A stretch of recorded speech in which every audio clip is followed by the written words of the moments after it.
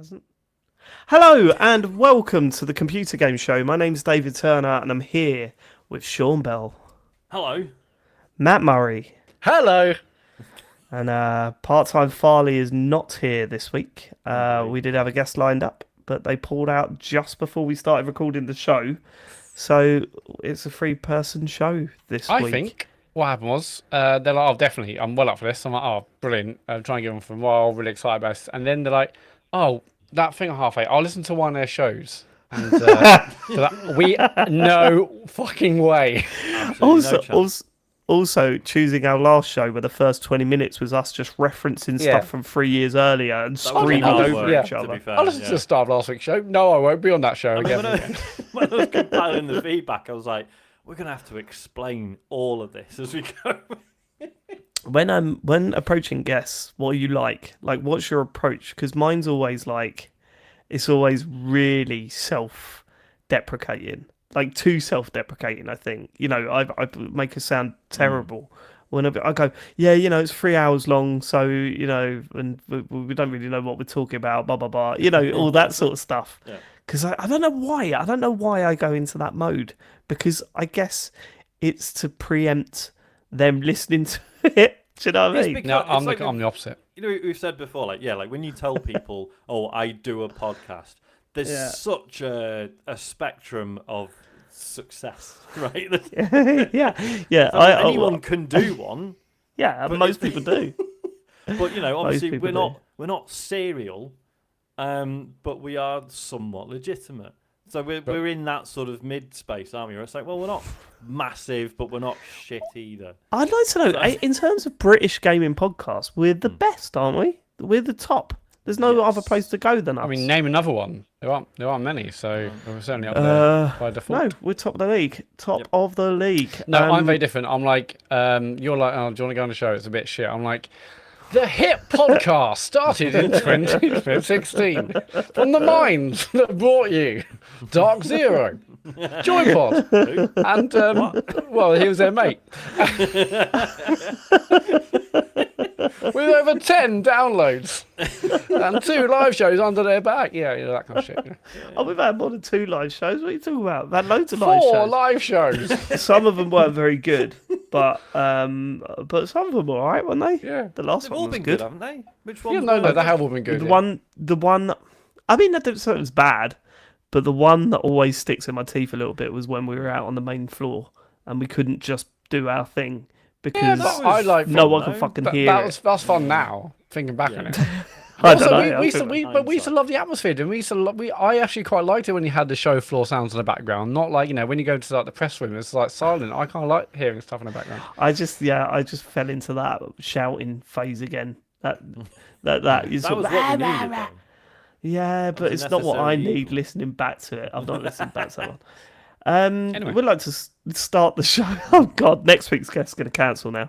Yeah. We'd like to start the show by thanking our Patreon producers for this month. They are the QuickBooks chap, Simon Nelson, Moomin Biscuit, Trans Rights are Human Rights, Dave Ernsberger, Colin Brown, Gasman, Rocketman76, Grey Dragon Claw, Smooth Monkey, Colin Smith, Richard Sawyer, John Tempelli, Jackie Sniper, Gordon Garrow, Safers Records, Sam Higton, Freelance Police, Jonathan Edwards, Happy Birthday James S, from Tom S, Fred Fenge, and a returning full Nels member.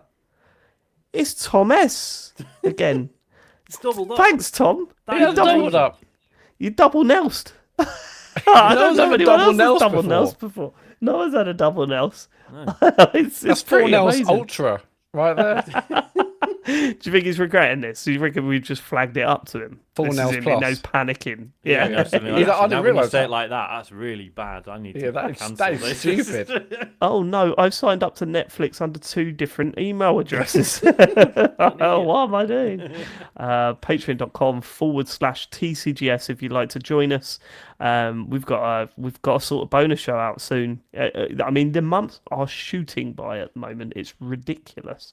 But we've got a bonus show coming up. We've got a video show coming up later this month. If you want to watch those and support the main pod, go to patreon.com/TCGS. Little bit of housekeeping before we move on.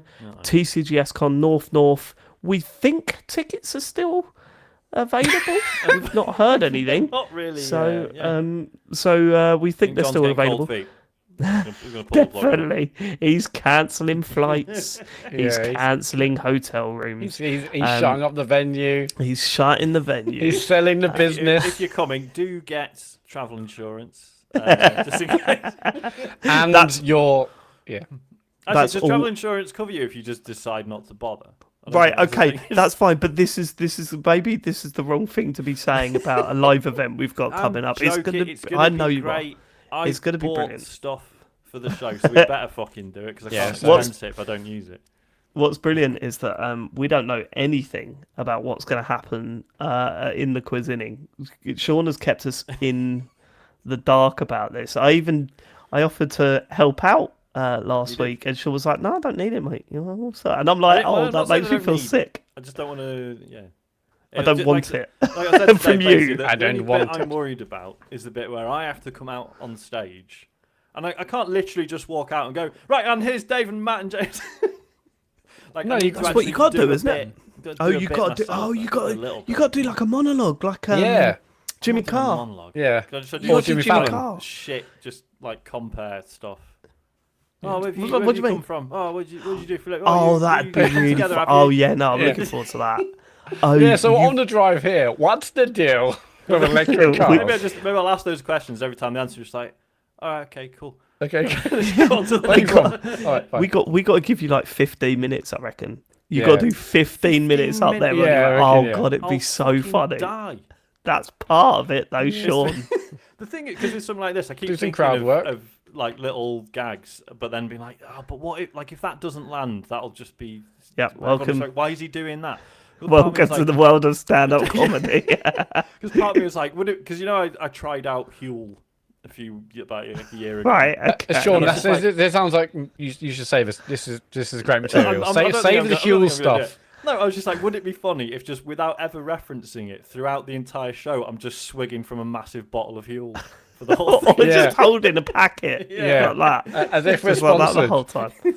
Oh god, just this stuff is like that. wild. I don't think that would work. If it yeah, I know. Right, like, so you go through an incredible amount of self-loathing leading up to a stand-up gig. Honestly, I remember when I did that one-off. Yeah, well, no, it's all right with the podcast because it's all off the cuff or whatever. But the stand-up stuff, I remember when Ian asked me to do set the agenda, and I had like 3 months to prepare for it, and I remember just feeling sick. Like every night was the night before my driving test, that sort of anxiety levels. And you're sitting there and you're going, yeah, one day you'll go, yeah, this bit's really good. Oh, I can go somewhere with this. This kind of works, yeah. And it's got like and it's a callback to this and this.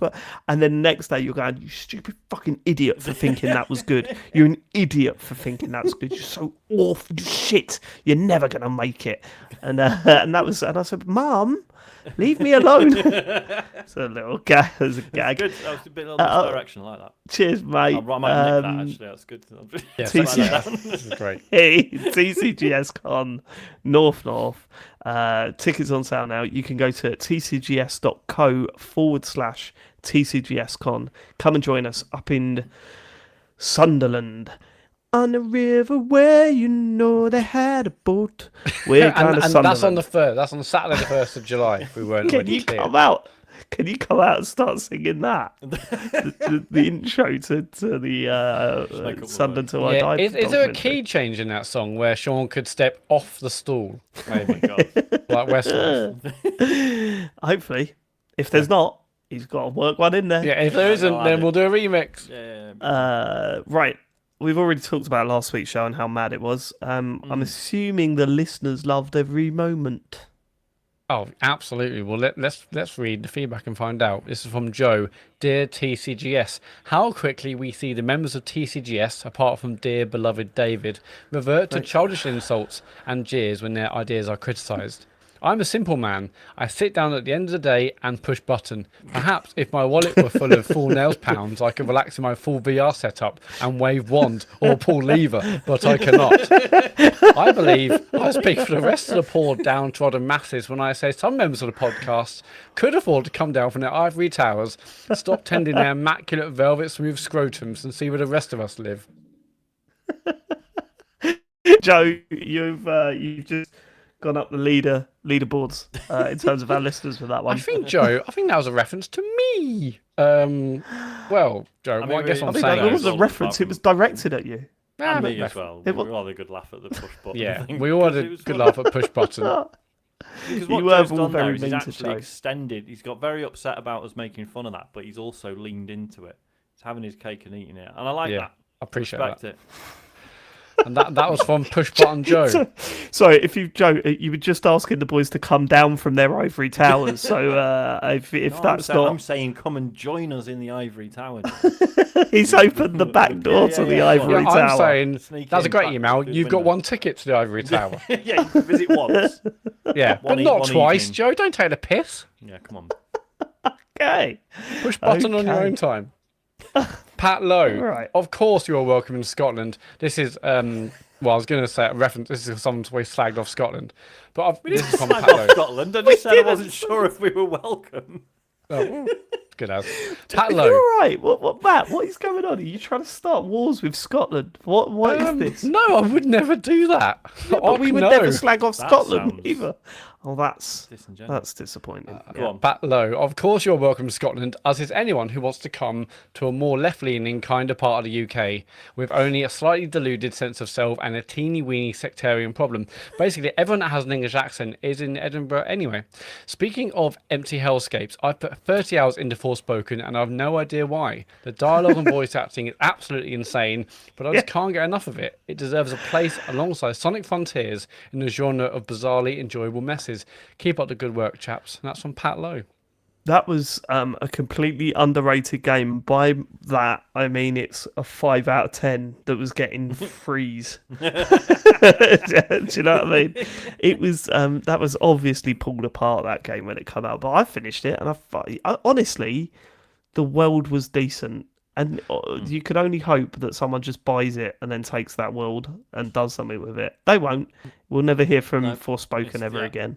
Buried. But I thought it was all right. The ending was good, except for the bit where it makes you do a decision, and if you choose one, it cuts the game 3 hours short with a cutscene and then the fucking thing goes up. That's good, isn't it? That's what you want. I don't know. Did you see the cutscene? Can you imagine if we tried to do a live show in Edinburgh? Like, what? How many people would come? Well, just like people have mentioned, obviously, like the cost of getting around the UK is significantly more than it used to be. Imagine if we're like, come and see us in Edinburgh, where I want to do it during the Fringe. You know, like how Kiss, they do like tour, like was it Kiss that did cruises and stuff like that? Like you could go on like a Kiss cruise and they would do a. I know the Weezer cruise was the thing. There was a few bands that did it. It was like a trend about 10 years ago or whatever. What if we do a TCGS cruise? But on one of those pedalos, those swan pedalos around the lake. Oh my God! you can get. Hang on. I mean, obviously I'm going from this angle, of course, but I think tcgs.cruise is available. Okay, right. So I think we're going to have to do it now. I think that would actually be very funny. It'd have to be a narrowboat, though, wouldn't it? We could do that. We'd be talking about that. It'd be some just absolutely shit boat. And it's like everyone just bring a sleeping bag and sausage rolls. No, because we'll have a Titanic situation on our hands, and I'll be really worried about that. Well, what? Where we'd have to keep doing the podcast as the ship sunk. Yeah, when we hit a massive iceberg. Matthew, it's been an honour podcasting with you. Hello and welcome to the episode of the last episode of. Yeah. How disrespectful is that? People died. Yeah, because also I'll be doing the socials, and everyone's like, "Fuck it, I'm jumping into the scene now." You know, I'm not even going to listen to that. Matt just ignored what I said and was waiting for a I gap just to thought talk. I'd lean Then, into it a bit more. yeah. Right, that's Scotland. Tick, that's done. Also, Graham from Glasgow. Listener Harrison Hunt sounds like rhyming slang for the C word. Love you. Thank you, Graham. I don't think Harrison Hunt will appreciate that. Absolute Harrison. You absolute Harrison Hunt. Garrison I Savannah. don't think he wants that. Don't put that out there, Graham from Glasgow. Yeah, I mean, it's nothing to do with me It's either. not I'm having just a like go. merely the messenger, but that is out of order, Graham. It's not actually. It's not saying that Harrison Hunt is a C word. It's just saying it could be like funny rhyming slang. All right. Yeah. Well, No look one's saying forward to that a syrup Harrison's. of figs is actually like a wig. It's just it sounds the same. No one's saying you can climb up some apples and pears. Exactly. It'd be I mean, absurd. David, you're near London. Why don't you tell people this is the new Just rock? bellow Yeah, it out the around. window. You Yeah. boy, that's how rhyming slang starts. You boy, down there. You're What day is Harrison it? Hunt. Well, it's a Tuesday. Well, Harrison Hunt now means cunt. Go on off with ya. Okay, Garrison Savannah. Bit of Diablo feedback from someone who's already put a load of hours into 4. I think the big difference between Diablo 4 and something like Destiny is in the differences in the minute-to-minute gameplay. In Destiny, no matter what your class or subclass, the main gameplay is shooting, with the differences being when you can use your abilities off cooldown. In Diablo 4, every class plays very differently in even basic gameplay, and within each class, there are so many options for different skills to take. The best part of the game is creating a build for your class that all comes together and lets you absolutely decimate everything. Combined with the loop of get new thing, number goes up, and what seems so... Hang on. It's because of the whole push button thing. Now I'm reading these in a weird way. But this is how it's written. Combined with the Blame loop of... Joe for you fucking up. You Look, fucked I'm up. Don't ever No, go I Joe didn't. for that. No, Joe's, I'm rattled by Joe now. So he's in my brain. Right, what? Combined with the loop of get new thing, number goes up, and what seems so far like an interesting story, and I'm loving Diablo 4. Fair enough. Okay. None of us are close to being tempted, are we? I don't think. No, but I can. I'm not. I'm not sitting there. Like, it's, No, I'm not you get saying games like it's this that come shit. along. None of us No. want to play There's games like this that come along, and sometimes I think I don't understand why this is so popular. Mm-hmm. But I absolutely know why Diablo is so popular because we played the last one. John and I played it for a little bit, Yeah. and then we've played games that are clearly a rip off of that. Mm-hmm. You know, and yeah, that's I spent a ridiculous amount of time playing Vampire Survivors, so that's this to me. Diablo, the feeling I get from that is Vampire Survivors, but you're actually doing stuff. So that's Sounds worse to me. but yeah, no, we've not jumped on board, and it's already been a week since it come out, so Matt will not play it. That's true. It is not Yeah, I in the in the past, week yeah. when early access was available, I was tempted because everyone's saying such good things about it. But I'm like, I've got Zelda to finish. I've got Jedi Survivor to finish. Final Fantasy 16's out in 10 days. It's too much going on. My prediction is you won't complete either of those first two. Zelda definitely. Jedi Survivor, we'll see. I don't think you will. Knowing where I'm at now with Zelda, I don't think you'll complete Yeah, it. you're not going to finish Zelda, mate. You said that about Elden Ring, and I did that. No, that's true. That's true. Yeah. So, Prove me wrong in again, fact, then if anything, what? David, you saying I'm not going to do it is going to push me harder to do it. It's not like I even need to be, my arm twisted. It's a good game. But do you think maybe that's why I've said it? No, I don't think that at all. Okay. Next message, please. Ricky Rice Cooker has messaged. Dave was so intent on getting into the mind of a Street Fighter player, potentially ignored the changes to the controls in Street Fighter 6 last week. Was this because he thinks Rocket League might put in a button to make aerial simple and he's worried about his ranking? Yeah, probably. It's an interesting point. Like, Yeah. would that so if they just added like push button commands for like cool maneuvers and stuff, would that spoil Rocket League in any way? Yeah, it would really. If it made aerials easier, it would. But then it can, as I said, if you can just play games where you can't do that, but then you worry that I don't know, man.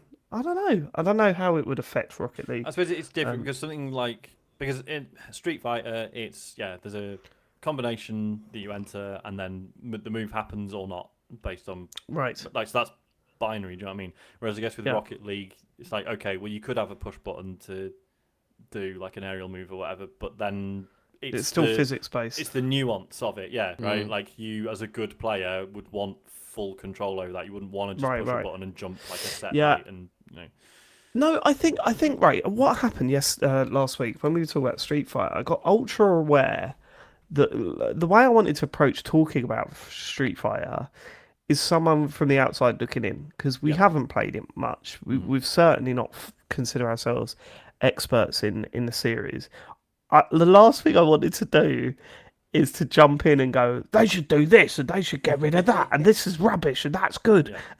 And that's exactly what James did. And I was like, James, stop arguing against hypothetical Street Fighter fans when you've only played it for a couple of hours. Stop arguing against them. It's funny because we'd sort of said, we made the decision to let's just talk about it from our point of view, because that is still valid and because the game's still making an effort to get new people in. But there's still that part of you. It's like, but what if I'm saying stuff that is just wrong? If you know what you're talking totally, about. 100%. And James had a very valid point. I'm not having a pop at him. He had a very valid point. It's like, when you do introduce an easier way of playing your game or a more streamlined way of playing a game, how does me playing it like that, how does that affect you? Why would you get angry at that? All I'm saying is that they've probably got a pretty good reason why that might affect them. For example, what if that becomes the way to play Street Fighter? And in their eyes, that is not the way to play Street Fighter, but the thing they love moves in that direction. That's a big impact, It's it's an interesting one, but obviously it will only be interesting if we had someone who had a lot of knowledge about that field on the show, and we've got four idiots. So I hope that gives you a little bit of insight, Ricky Rice Cooker, into the mind of me, David Turnip. Of him. Baba O'Reilly, what a name. Turning point in gaming. In response to one of your listeners' questions, we heard news of our beloved Bobby Kotick yearning for the days of AI-produced video games. I think this is a frightening turning point that will kill gaming for many. Brace yourselves. It's a funny one, isn't it? Because there, 100%, there are sort of AI-ish tools that automate things already in games and have been for years. But there's... Because there was a really interesting thing. I didn't follow it closely enough, but Game Maker's Toolkit, Mark Brown's YouTube channel. Every year he has a game jam, and it's always super popular. And this year he said right, I'm going to ban AI tools, right? And then obviously got a ton of responses being like, well, hang on, because there's a lot of really literally just tools that just take the grunt work out of quite boring bits of game development. And not necessarily that you sort of accidentally stealing artwork without even knowing you're doing it, sort of AI stuff. There's a big gap there. But obviously what Bobby Kotick wants is to just not have to fucking employ anyone and just churn out shit. That's what everyone. That's what every rich person wants, right? You look at any business, their biggest overheads is staff. You take away, you reduce the amount of staff, you reduce your overheads. So that's what everyone wants. It's it's horrible. It's horrible. Yeah, but AI is just it's scary. It's going to be if it's scary now, where we're going to be in 5 years. It's I don't know if it is though. I feel like the more I see, the more I'm just people are going to see the holes in this wherever it goes and however advanced it gets. But maybe Yeah, this is probably not this is more of a bonus show thing, maybe. But if I think of Trump and fake news and stuff, and he was like, "Oh, I won this, or I lost this," and people can just Google it, and they say, "No, you're clearly talking bollocks." And yet, millions of people will believe it because Trump or someone said it, and it seemed like fact. That's fairly easy to find out the truth of these things if it's just talking bollocks. But when in now, but very, very near future, where you get kind of fake audio from made up from examples of someone's voice, you get fake videos of someone saying, it's going to be really, really difficult then to genuinely find the fake news from the real news. I mean, I know we had that picture recently of the Pope wearing that massive white coat. I just saw it on the feed and thought, oh wow, he's wearing a funny coat, move on. It wasn't until a few days later they said, oh no, that was AI, and then was like, oh shit, no one even questioned that. It was just, oh, look at the Pope wearing a funny coat. So if everything's bad now, that's something that scares me. Not a lot of everything's going to change. Obviously, I think with AI to a certain extent, but that stuff is going to be it's going to be bonkers. Yeah, when you literally just don't even know if stuff is real, even when you're presented with like supposed evidence. Yeah, it's madness. Yeah. It's bleak as fuck. Yes. Well, we'll see where we get to. But it's a far cry from someone using Speed Tree to add a load of trees to an area of a game that you're not going to actually go in, but it's just in the distance. Yeah. I mean, was it Ubisoft or something like using it to create all the barks in like a small incidental dialogue of NPCs in games? Mm-hmm. I'm like, I can see how you would use that as like a starting point, and then you would refine it, and to make it sound human. I know it was used. It's used in facial animations as well, isn't it? Because that's what went wrong with Andromeda, right? So the idea was that you would use AI to determine, based on script, determine mouth movement, and that just gets like the base mouth movement down, and then you go in and adapt the models to make it look better at a later date, and they ran out of time to do that across Andromeda, so that's why you had, I'm sorry, my face is tight. Well, the script was bad, but also that character's face was not supposed to be looking like that, I've got a feeling though it could take one massive fuck up if you get a developer relying on AI scripting or AI voice acting or something, one massive fuck up leading to one massive lawsuit might slow all this down a little bit. You know what I mean? Yep. Something really bad that slipped into the game and no one picked up on it. Never know. know. We've already seen it. Like Ubisoft have used, whether you would class it as AI by the current definition or not, like the auto-generated maps. Was it The Crew 2, where there was just like you're just driving past and it's like, oh look, there's a restaurant called like Kitchen Pizza Kitchen or whatever, because it was just throwing shit together. It's a great name though for a restaurant, to be fair. Yeah, it is, I would go. Yes, but if you stopped and looked at any of it, it's like, oh, hang on, this is all clearly bollocks. Yeah, there was that. There was also Microsoft Flight Simulator that there was some incorrect data in the heights of things, so you could just fly past like a 40 massive, fucking monolith. Just in the middle of it. Put the number of floors wrong or something. Stuff like that. Yeah, I love that stuff. Right, lovely old job. Yeah, I love Adam. AI. Let's get more of it, if anything. Tick. Adam, in this week's pod, or last week's pod, when James and Dave were talking about playing Street Fighter 6 cross-console, Dave said it was annoying to voice call over the phone. For your information, you can use Discord to chat across consoles for games that don't have their own crossplay VoIP.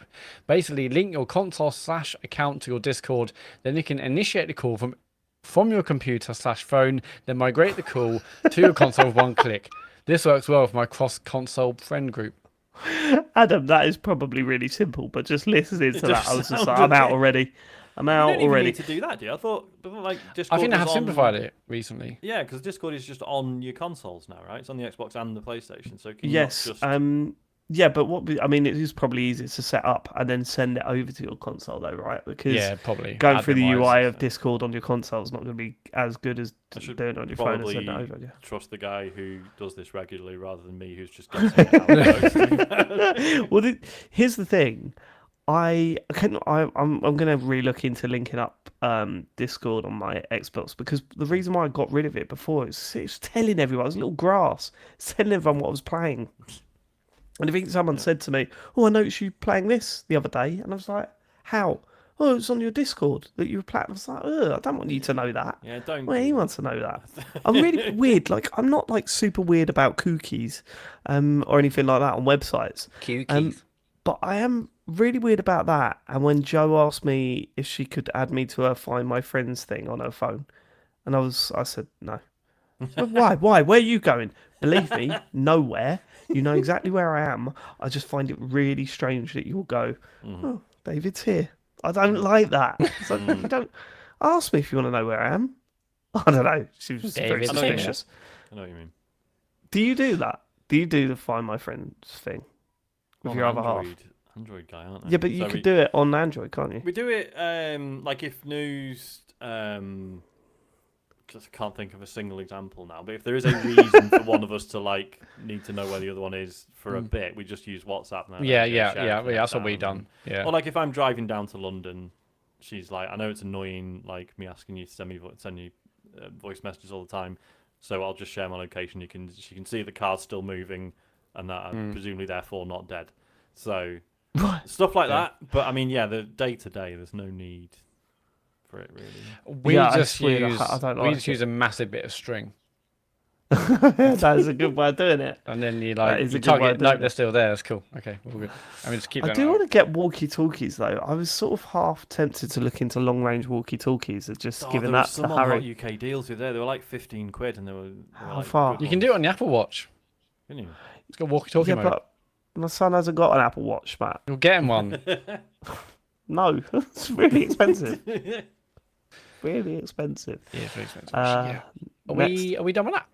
Yes. Mitchy Mitch. Can't even remember what. Yeah, go on. It was about Adam using Discord to talk to his buddies playing games cross console /platform. Yeah, we're done with that. Yeah. So basically, Dave's going to get walkie-talkie that stretches to Germany if that's where James is. Yeah. Oh my god, that'd be great. I used to have that walkie-talkie thing with James on the Apple Watch, and he turned it off because I was just constantly good morning.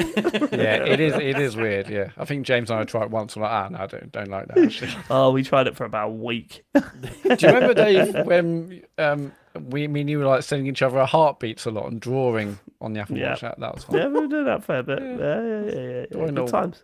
Drawing little penises. It's Good nice. times. Mitchy Mitch. Hi guys, after watching Summer Game Fest, I now have firmly come to the conclusion that Jeff Keighley is nothing but a hype man and therefore not good for the games industry. If this is an alternative to E3, I say let it die. Jeff comes across as nothing but a money grabber who has spotted a gap in the market and jumped on it to sell a Samsung TVs or a burrito. I'm not saying E3 wasn't there to make money, but there's something so much more brazen about Jeff's offering. It really didn't feel like I was watching the best the video games industry had to offer. Anyway, I just wondered what your honest opinions of Jeff and his so-called E3 replacement were. As always, thanks for the stellar content. Cheers from Mitch. Well, Mitch, we are going to go through that now. But Matt, how do people leave feedback if they want to leave feedback? If they want to, then go to a little website called tcgs.co/deartcgs. You can message us whenever you want. Just don't give us any more abuse. We haven't had it for a bit, please. to be fair. Maybe I should say that. Shut up! Maybe Oh, fucking Sean! What an idiot. Yeah, no, Mitch, we're going to go over that now. Should we Sean? Should we just go through? I mean, I've got sort of like rundowns of all the ones we watched. Obviously, there were fucking loads of showcases as per usual. I was thinking we'd start with Summer Games Fest. Maybe just go through personal highlights and then talk about where Summer Games Fest has positioned itself in E3's absence again. Okay, I've just had a breakdown there. Oh yeah, that was super, super weird. So when I put my arms above my head, and I'm wearing Google Buds, and if you touch them, it's the play pause button. Right. So I touched it, and it went boop, and I thought, oh no, has that ruined the recording? Yeah. Right? It hasn't. The recording was still going. Cool. But then all of a sudden, Chris Pratt started talking, and I was that is weird. What? Where's Chris Pratt come from? Turns out, I've got, for some reason, his side of the audio in my Apple music Apple player. Music, yeah, and it plays the first track, wasn't it? So it just started playing that. So he was going, yeah. And I'm going, where's that come from? Sorry about that, everyone. Yes. So I weren't listening because I was having a freak out about Chris Pratt being in my ears. What was Chris that? Pratt, everyone. Right. So we're going to go through. Should we start Summer Games Fest then? Summer Game Fest. I wasn't there. I didn't watch it live. Yeah. You were there with Matt. You want to go through the games first before you were watching it with Matt. Yeah. You want to go through the games before we talk about the overall I was going offering? to just sort of go through ones that are either important or personal highlights. Obviously, if any of you want to jump in, let's do it. Over anything. So So we started off with Prince of Persia: The Lost Crown, which I don't think we knew anything about previously. No, I don't think we did. Is a sort of 2.5D Metroidvania Prince of Persia game. It just looked alright, apparently. Yeah. I want to say apparently. I saw it. It looked alright. It looked okay, didn't it? It did. I think they showed more of it at the Ubi Days. Was it an Ubisoft Ubi Days? Forward.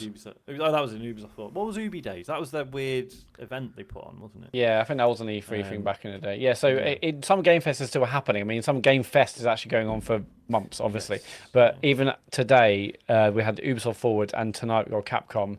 And then there's a bit of a break, I think, and then more things happen in July and August and all sorts. But we've got there's an Annapurna one next month or the end of of I can't remember. July, I think. Oh, but I know it's not part of Games Fest, but are we not due a Nintendo Direct soon, like a proper one? You'd think so, wouldn't you? It'd Really? probably September, wouldn't it? I mean, that seems like a like long they way usually away. But yeah, so yeah. that looked Prince of decent. Persia looks good. Yeah, I mean, like it looked very much like taking a lot of the cool things we've seen in great indie games. You know, kind of like the combat from well, it just looked like an indie game in very, very like in a lot of the aspects, like combat, exploration, the way like sprites were, like utilized. It looked really, really good. But it's obviously using the Prince of Persia IP. Yep. Yes. There was then a big old bit about Mortal Kombat 1, which... It was funny because I was listening, so I wasn't watching your playback of that stream. I was listening to it. Yep. And it was funny you talking about Mortal Kombat and just hearing... it was like, oh, great, not bones cracking and shit. I mean, zero surprise, obviously, but I was sort of surprised by how much of the violent stuff they just showed on the show. Do you know what I mean? Yeah, right. very gory. I figured we'd get a couple of fatalities, but it was basically constant, wasn't it? Yeah. Which, fine, that's what people... Yeah, I'm not in fighting games, Kombat. but it looked really cool. I mean, I won't be buying it, but I think even if you're remotely interested in fighting games, it looks awesome. And we're saying, Street Fighter killed it. This looks great. Tekken's been announced. I think another one got announced today, I'm sure. Anyway, it's a good time for fighting game fans. There was turns out there's going to be a Street Fighter 6 / Exoprimal crossover. Exoprimal being Capcom's upcoming co-op dinosaur shooting game, which I've enjoyed the beaters of a lot. You're going to be able to play as a robot Ryu and Guile in that. That was weird. Very weird, but I can see what they're doing. Quite fun, I suppose. We then had the announcement that Nicolas Cage is coming to Dead by Daylight as himself. Yeah, we knew this anyway, but yeah, he was like a surprise highlight. I thought he was brilliant on he stage. was fantastic. I don't quite get the Nicolas Cage thing. I don't quite. Yeah, I liked Gone in 60 Seconds. He was in that one, wasn't he? Mm-hmm. And I liked Con Air. That was a yeah. fantastic film. Yeah. I mean, he's not good in it, but it's a great film.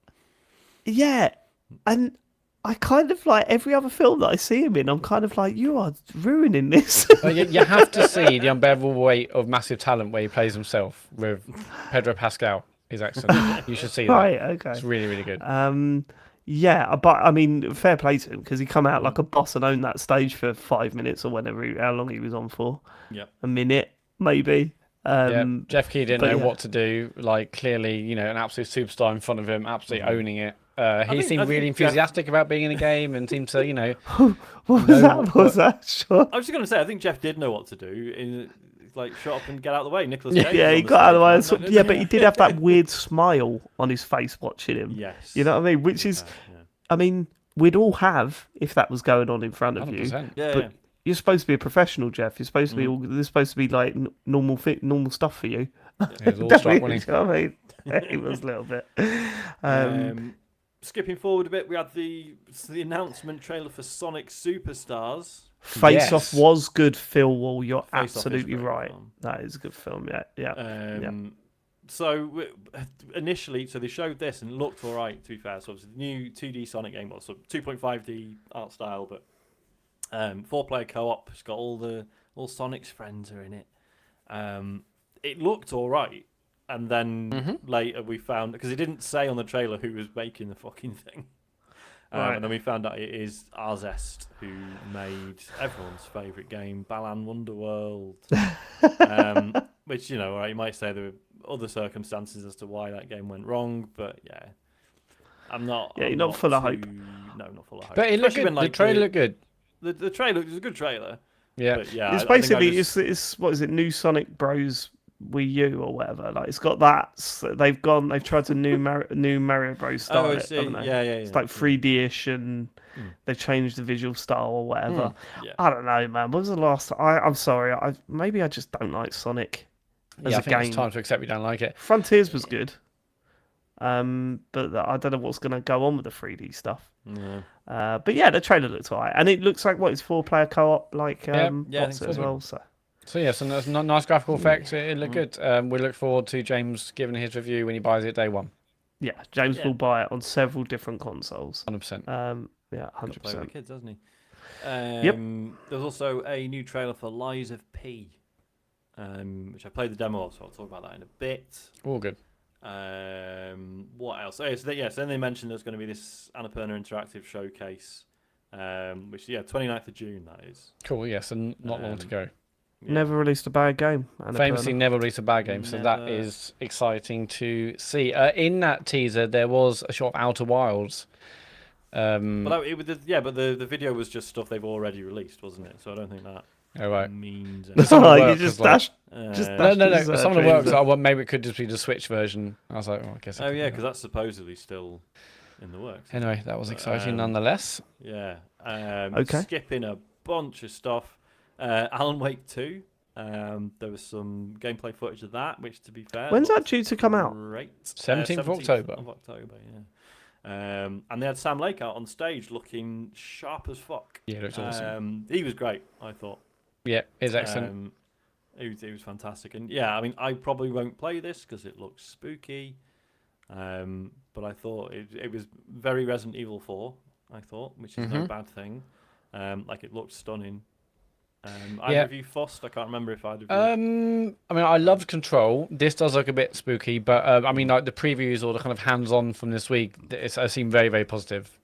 You know, it's very much kind of like Resident Evil, but more detective-like. It's got kind of the style and fun combat from Control. So, yeah, it might be too much. I mean, like certainly like the little video we saw where that animal thing bursts out of through the log cabin. I'm like, oh shit! I'm not sure I can handle this, but it looks like visually looks excellent. And I haven't played the previous Alan Wake games, but looks like atmospheres dripping off it like nothing. So yeah, interested, but might be too much for me. Yeah. We then saw Game of the Show, Space Marine 2, which announced that it's going to have 3-player co-op. Sorry, James. 3 players Fuming. only. The boys fuming. I thought this looked fucking incredible. Is that just me or? No, it did look good. I mean, I think I joked saying, "Who gives a fuck about this?" But you know, I think visually it looked very, very impressive, and it looks like a dumb kind of multiplayer game you play with your mates where you blast loads of things and it feels good. Weapons look solid, that kind of stuff, and there are loads of enemies to kill. I know nothing more on that, but yeah, visually it looked very, very impressive. I think. Yeah. Perfect for a TCGS stream, right? Yep. Who's going to miss out? Well, part-time Farley. Good point. Part-time Farley. What else? There was a bit about Baldur's Gate 3, but I don't think it really told. I think we already knew the release date, the 31st of August. Yeah. But it was cool. They were showing off a character that's voiced by Jason Isaacs, which was quite fun. And then the Spider-Man 2-bit. Finally gave us the release date. I must have missed this. What was the Spider-Man 2 bit about? What did they do? It was pretty brief. There was no extra footage or anything. It's just, they just announced that it's coming out on the 20th of October. This is leading to part of my conclusion with this shit. But go on. There was then a trailer for Pal World, which was like, it's like Pokemon, but they've got guns, and it looked awful. It looked literally exactly like Pokemon with guns. It wasn't like inspired by it. Was it? Yeah, really. Well done. Well done. I mean, we'll talk about this at the end, but I'm skipping a lot of stuff because a lot of it really wasn't that interesting. I thought. So Final Fantasy VII Ever Crisis. So this is the weird phone one. Yeah. Is that right, Matt? This has basically got tons of the Final Fantasy game content you've seen in other Final Fantasy games. Yeah. Put on mobile, and they've changed the combat so it's much more like Remake. Yes. I mean, we're waiting for this for a while, and I thought, okay, maybe we'll get a release date, or it's out now, but no, this is still... The announcement really was that there's a closed beta test in the 8th, which is already gone, of June, and 28th of June. I mean, now I'm kind of playing the original, or have started playing the original. I think I'd rather just like crack on with that rather than play this. But it's still interesting. I'm interested to see what it's gonna be like on phones. But I don't really want to play a game like this on my phone because I use my phone enough for other things. But yeah, it's cool that it's happening, I guess. We also got the premiere when this leaked a day or two earlier. But Like a Dragon Gaiden, the man who erased his name. So I mean, having not played Yakuza 6, I don't know if this essentially spoils the ending or not. But basically, it's so Kiryu faked his own death and now is going under a different name and he's like a government agent or something. Which, I mean, obviously, we need James here to talk about this properly, really. I find it strange that they still can't let go of Kiryu at this point. It's just such an iconic character, isn't it? He is. I don't know. It's just weird. It's like, obviously, they started, like a Dragon, which had the other guy in, and that, I don't know his name. And then obviously, the maybe they Judgment do Games, where he Kiryu plays the detective fella, and Ichiban, thank you, chat. But it seems they refuse to let Kiryu go, which I thought the whole point was that Yakuza 6 was like, this is the end of his story now. This rounds it off. He's been in a fucking million games. Like in the world, he's like in his 50s now or something, and he's still running around battering folk constantly. It doesn't really let him retire. But was that not what you're like in your 50s, Sean? Still battering folk? Probably not. It's you're gonna knock on the head. Give him up. Is it? Put his back out by then. Yeah, my knees. Back in the knees. So I don't know what the reaction's been like to that. It looked good. It looked like really good fun. Because he's some weird sort of secret agent now. He had all weird like gadgets and stuff, but whatever. There was Under the Waves, which looked. Do you remember this one, Matt? I thought this looked really. I mean, this looked like. I think someone said in chat, it kind of reminded him of Moon, kind of desolate, under the water kind of exploration where, maybe you're not alone or that kind of stuff, or maybe there's another mystery about why you're there. It is like published by Quantic Dream, or it's like part of the Quantic Dream group or something. Yeah, so I was just checking now. So it's being made by Parallel Studio, but it said like a Quantic Dream studio. But where's their Star Wars game? That's what I want to know. That'll be years. It's, million years away. But I thought this looked. Yeah, but they announced they were working on it like 2 years ago. Oh, so 998,000 years to go, whatever. No, yeah, I mean, we're like 2 years away from hearing about that. These things take a long old time. I thought this looked really interesting, and it just looked good. So we'll see. That's actually out in late August, so not far to wait for that at all. Soon. They got Ben Brode out talking about Marvel Snap. Ben Brode. Was this necessary? I don't know. It was weird. Well, everyone was like, "Oh, this guy's being all shouty because he's on stage." That's just what he's like. Like I said when we did this. It wasn't that. I mean, I don't mind that, but it's just like, I don't know. They announced a new mode in Marvel Snap. Is this where we are with Summer Game Fest? Maybe we'll come to this, I guess. But and don't know. Yeah, it kind of came out just to announce a new mode, and then there was that little trailer with Sungwon Cho, but he didn't like that video was nothing to do with what they just announced, was it? It was just him doing a funny video. Yeah. And it was like, okay, fine. What else? Well, this is it. This is where we're getting to. Yeah. Hang on. No, if we're going to get to the roundup, we can do that. But it ended with one of my highlights of everything we've seen so far, and that was a new trailer for Final Fantasy VII Rebirth. Yes. So this is the next, we had Final Fantasy VII Remake, now we've got Rebirth, and they've actually announced out early next year, which is sooner than I thought. I mean, we knew it was coming in 2024, but I didn't think early next year. They also announced it's out on 2 discs. 2 discs! Yeah.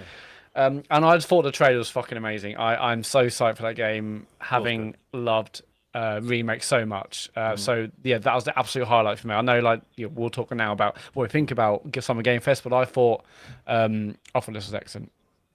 Yeah. So I mean, obviously, especially this year, people are going to be comparing Summer Game Fest to E3, and one thing that sort of hits me is what it would have been like if at the start of E3 you had an E3 show Do you know what I mean? Yeah. And that's what this is trying to be. And look, it's never going to change. I think Jeff Keighley's going to plough on the way he's been ploughing on. I don't think there's any possibility of changing.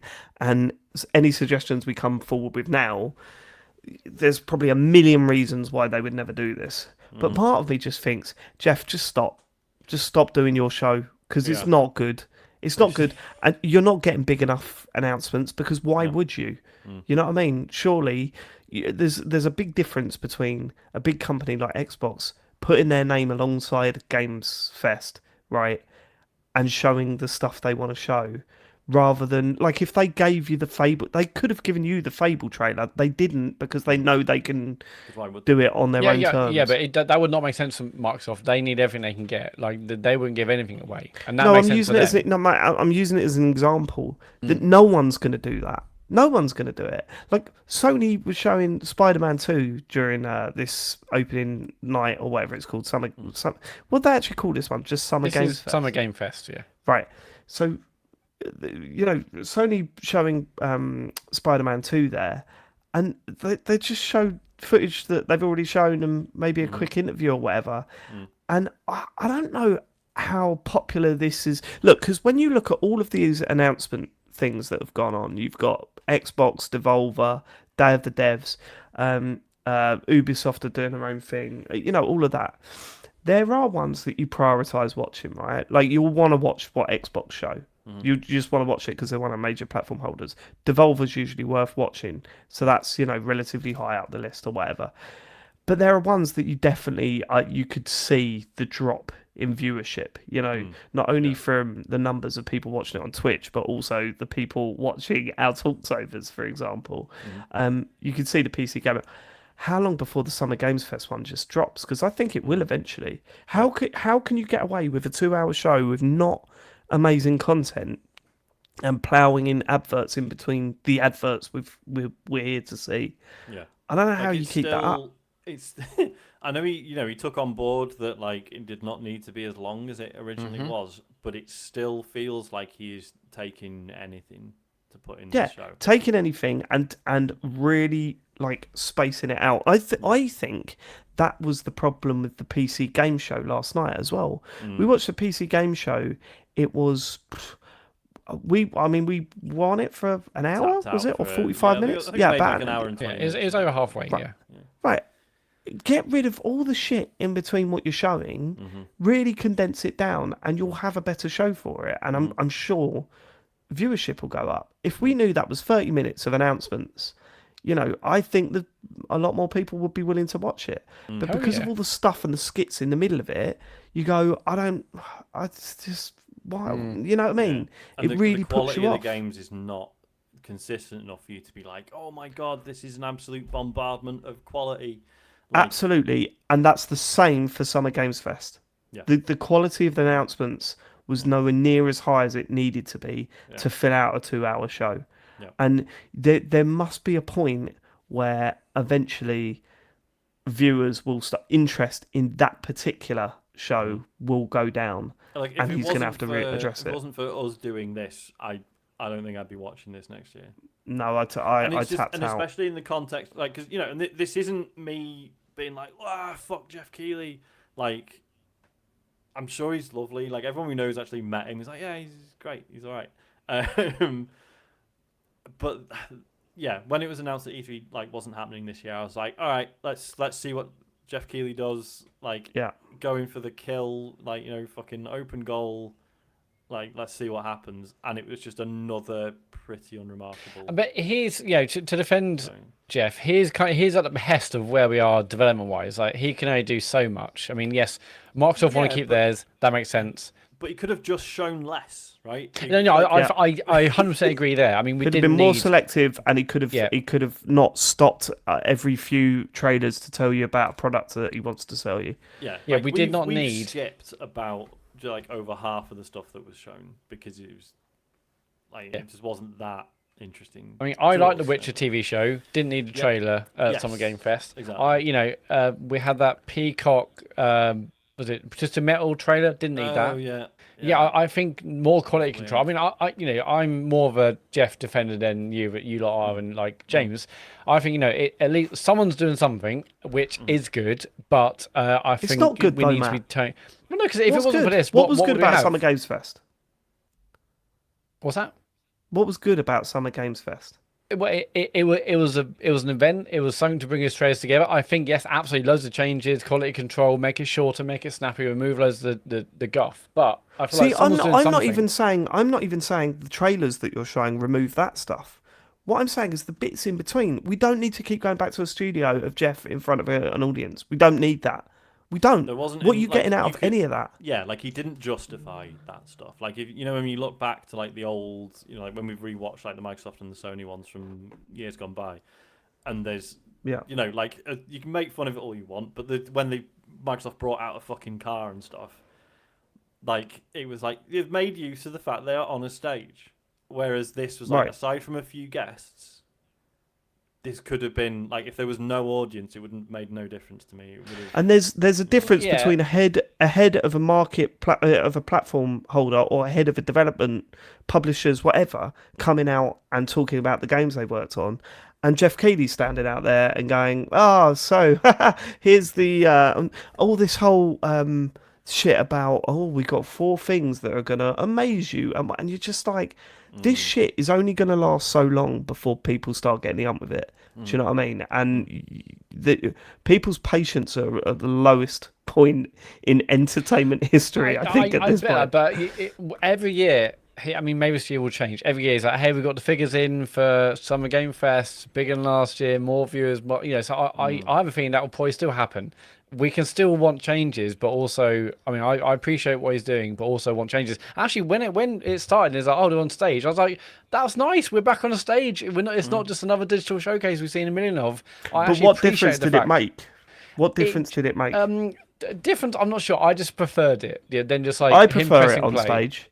I prefer it on stage, but I prefer it if I'd prefer it if people that were working on the games come out and spoke a little bit more. I'd prefer even live demos. They won't do that anymore, which is a shame. No but I chance. love that shit. But instead, every time we cut back to the studio, it's like, well, what a name bullshit are we going to be told now between just to sort of feel like it's eking it out a bit, and at 2 hours, it doesn't need eking out. No. And like the fact that Too long. Ben mentioned this in the chat, and I was going to bring it up. I was expecting a musical number at some point, because they've always done one previously. What you But no, thought? they've been really cool moments. Like Right. I've talked before about when they did like the Outer Wilds one. That was like during full lockdown, and that was that was really cool and interesting because I'd said before like it's like felt like the closest thing to a gig that I'd been to in like 6 months because we were all in fucking lockdown. And that was really cool. And then they did like the Sable one a couple of years ago. That was like really nice performance. So they just didn't do that this year. Like surely, again, you've got a stage, you've got a live audience. Surely that'd be cool as fuck. But then maybe that's the problem, right? Now that But that is eking it out. I don't know. But maybe now that he's actually doing it in front of a live audience or recording it in front of a live audience, it's suddenly actually now we've got to deal with all the logistics of getting a band on stage or whatever. Maybe that's. I don't know. I mean, he does it for games. He does it for the Game Awards, doesn't he? That's true. He gets all that shit. Yeah, so it's. I don't know. I just think. Do you know? Honestly, what I think? I think there's a lot of ego involved, and there's a lot of. There's more focus on getting him in front of us than there is about focusing on the message that he's trying to push throughout this Summer Games Fest, and I think that's why what gets people's backs up the most. I don't dislike him. I don't dislike him, right? I don't dislike Jeff Keighley, but I do watch that and go, this is so tone deaf to what you've got to remember that this is a sales pitch, and to increase that sales pitch to 2 hours and put sales pitches for things that we're not here for into the mix as well. I think it's kind of tone deaf, and I wonder how long that's going to last before people fuck it off. He also managed to do 2 hours without a single woman being on stage as well. That was a bit. Wow, really? Yeah. So no women, very few people of color. Yeah. Has he responded to that? I don't think so. No, I don't know. I'm aware. Okay. Of.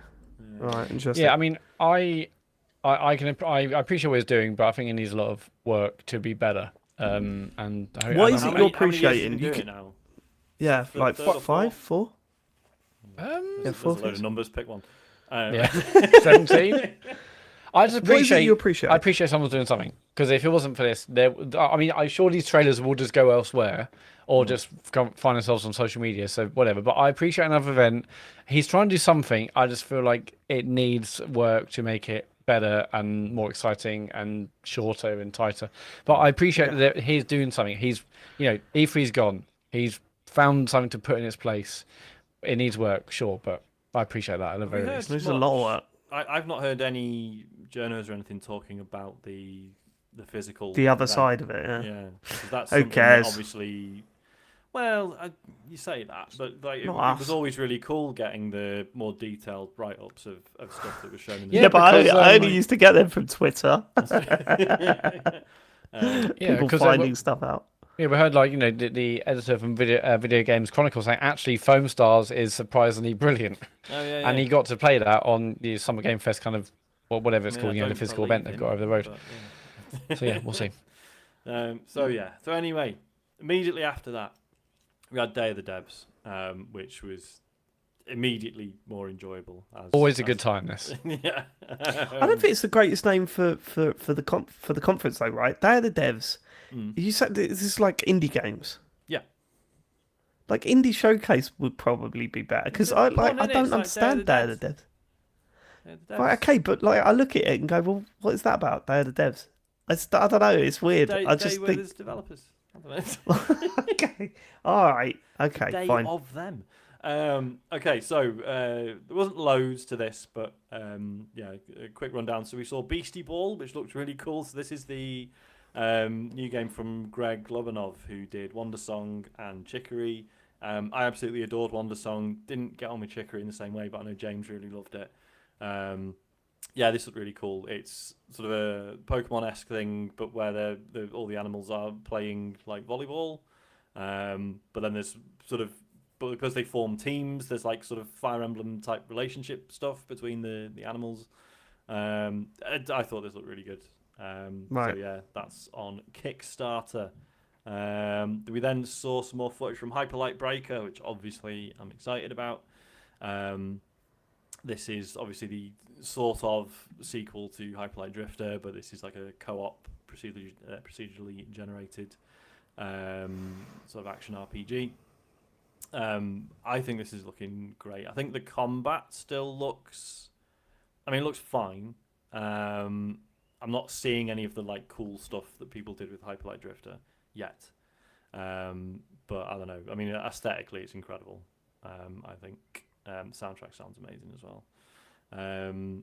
What else did we see? Oh, Viewfinder.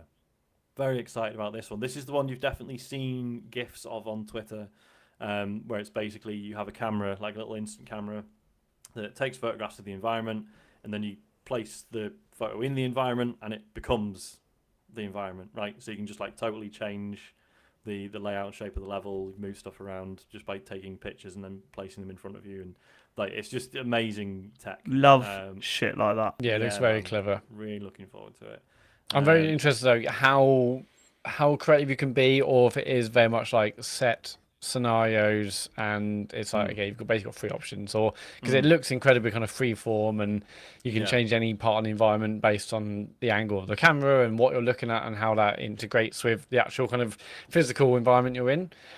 So I'm very interested to know what it's like. But yeah, it looks exciting, and it's just like really clever. They kept showing more and more bits in the trailer. Like, oh no, that and that and that and that looks cool. So yeah, and that's out 18th of July. So a demo's out now. It says here, Sean. Have you played it yet? Oh, is it? Oh no, I haven't.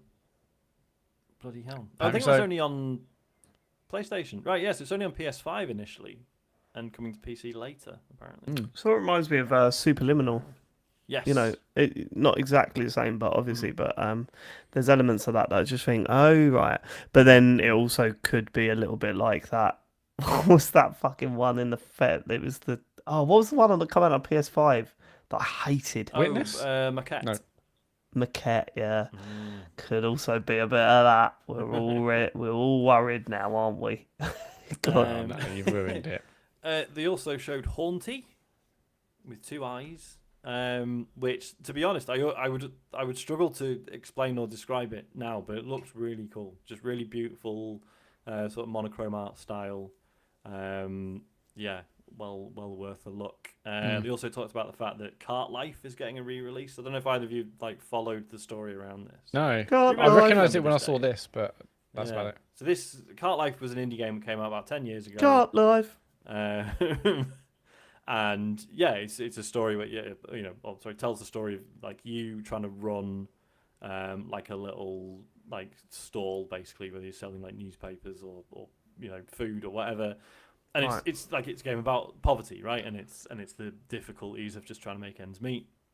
And I believe for some reason there were technical issues sort of developed with it as time went on. The game sort of stopped working, and basically the guy who originally made it just completely backed out of game development.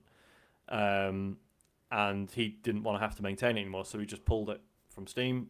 Couldn't get it anymore, so it's now being remade with another studio, Ad Hoc Studios, apparently. Oh wow! So do you reckon he sold them that, and then I don't know if he sold it or what, but it's in collaboration with Richard Hoffmeyer, his name is. Oh, cool. So yeah, it's in collaboration with him. But yeah, there was I forget where it was. There was a really interesting article about like what happened to him. Yeah, he just kind of went off the grid and just like worked loads of weird jobs in warehouses and stuff. Yeah, this sounds like a no-clip documentary. Yeah. So yeah, keen. I've just got to refer something in the chat. I know, David, you said Maquette, you didn't like it. Yeah. And Phil Wall in the chat says Maquette was Annapurna. I know what you're trying to say, Phil Wall. I don't like your tone. They've never released a bad Annapurna have never released a bad game, so I don't know what you're implying there, Phil Wall. And I think we should move on. 12 minutes. Maybe, what was that? Maybe ban him from the chat. I'm not sure, but don't like that. We had Henry Halfhead. 12 minutes. Which looked great. Henry Halfhead. Don't remember 12 minutes. Henry Halfhead looked fantastic, yeah. So that is where you play. Well, this was the comedy game, right? And basically the guy, this little half of a head, and he can go around and basically possess any object around him. And it's just about him trying to get through his day and just do really menial tasks, but via the medium of having to possess everything. So yeah, this looked really Was this funny. the one that had the same joke that they had in the Fable trailer? Which one? No, you're thinking of Baby Steps. Right. Okay. All right. Sorry. Yeah, that was. It wasn't the same joke. It's just they had someone using the word wanker, which appears to be a theme. No, someone walking along and then someone from a crowd calling him a wanker or something, or someone calling him a wanker, and I was like, what are the chances of that being used in two trailers? It's mad. Yeah, it really is. The Fable had the Fable nicked that joke really because the other one came first, so in a way. I think it's pure coincidence. Anyway. Yeah, probably. But Henry Halfhead looks amazing, and it's got co-op mode, which would be even more dumb. But every time they had no example of like the head going into the toast or the, I don't know, whatever, making the bed, moving the pillow, moving the duvet, it was funny. So that looks like it could be a right old laugh.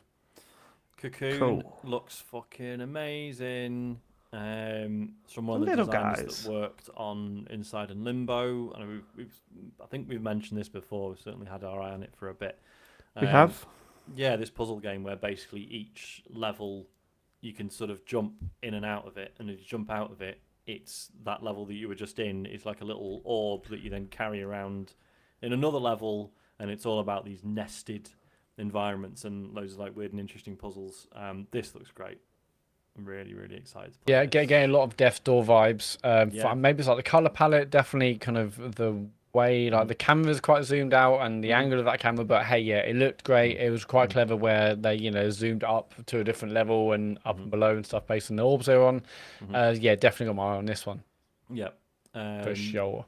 Ete looked really interesting. I thought initially I was like, oh. It was a lot like that first bit of the Unfinished Swan. So basically it was someone walking around a world that's like completely white, but you were kind of chucking paint at things, and that was sort of filling out the environment, and that's how you would sort of discover the world around you. What was cool about it though was then it showed you that like the objects that you see, they sort of all go into like an inventory, and then you like do paintings for people where you can take those objects and kind of position them and move them around and create little scenes, and then it renders it with this beautiful sort of watercolored style. that looked really nice. I don't know what there is to it beyond that, but yeah, that looked really. That was cool, what's so cool about Unfinished Swan. Like, Yeah. you thought, oh, this is what the game is. You're chucking paint on things to see it, and that lasts about 10 minutes. Yeah. And you go, well, of course, because it would get boring otherwise. Yeah. Yeah. There was Summerhill. So this is from the studio that made the Alto games for your telephones, Alto's Adventure and Alto's Odyssey, which were really fucking good.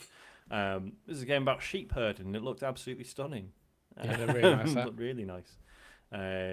Although it's coming to Steam, according to this. I assumed it was on other things, but right. we could probably skip a few. Salt Sea Chronicles, I thought looked beautiful.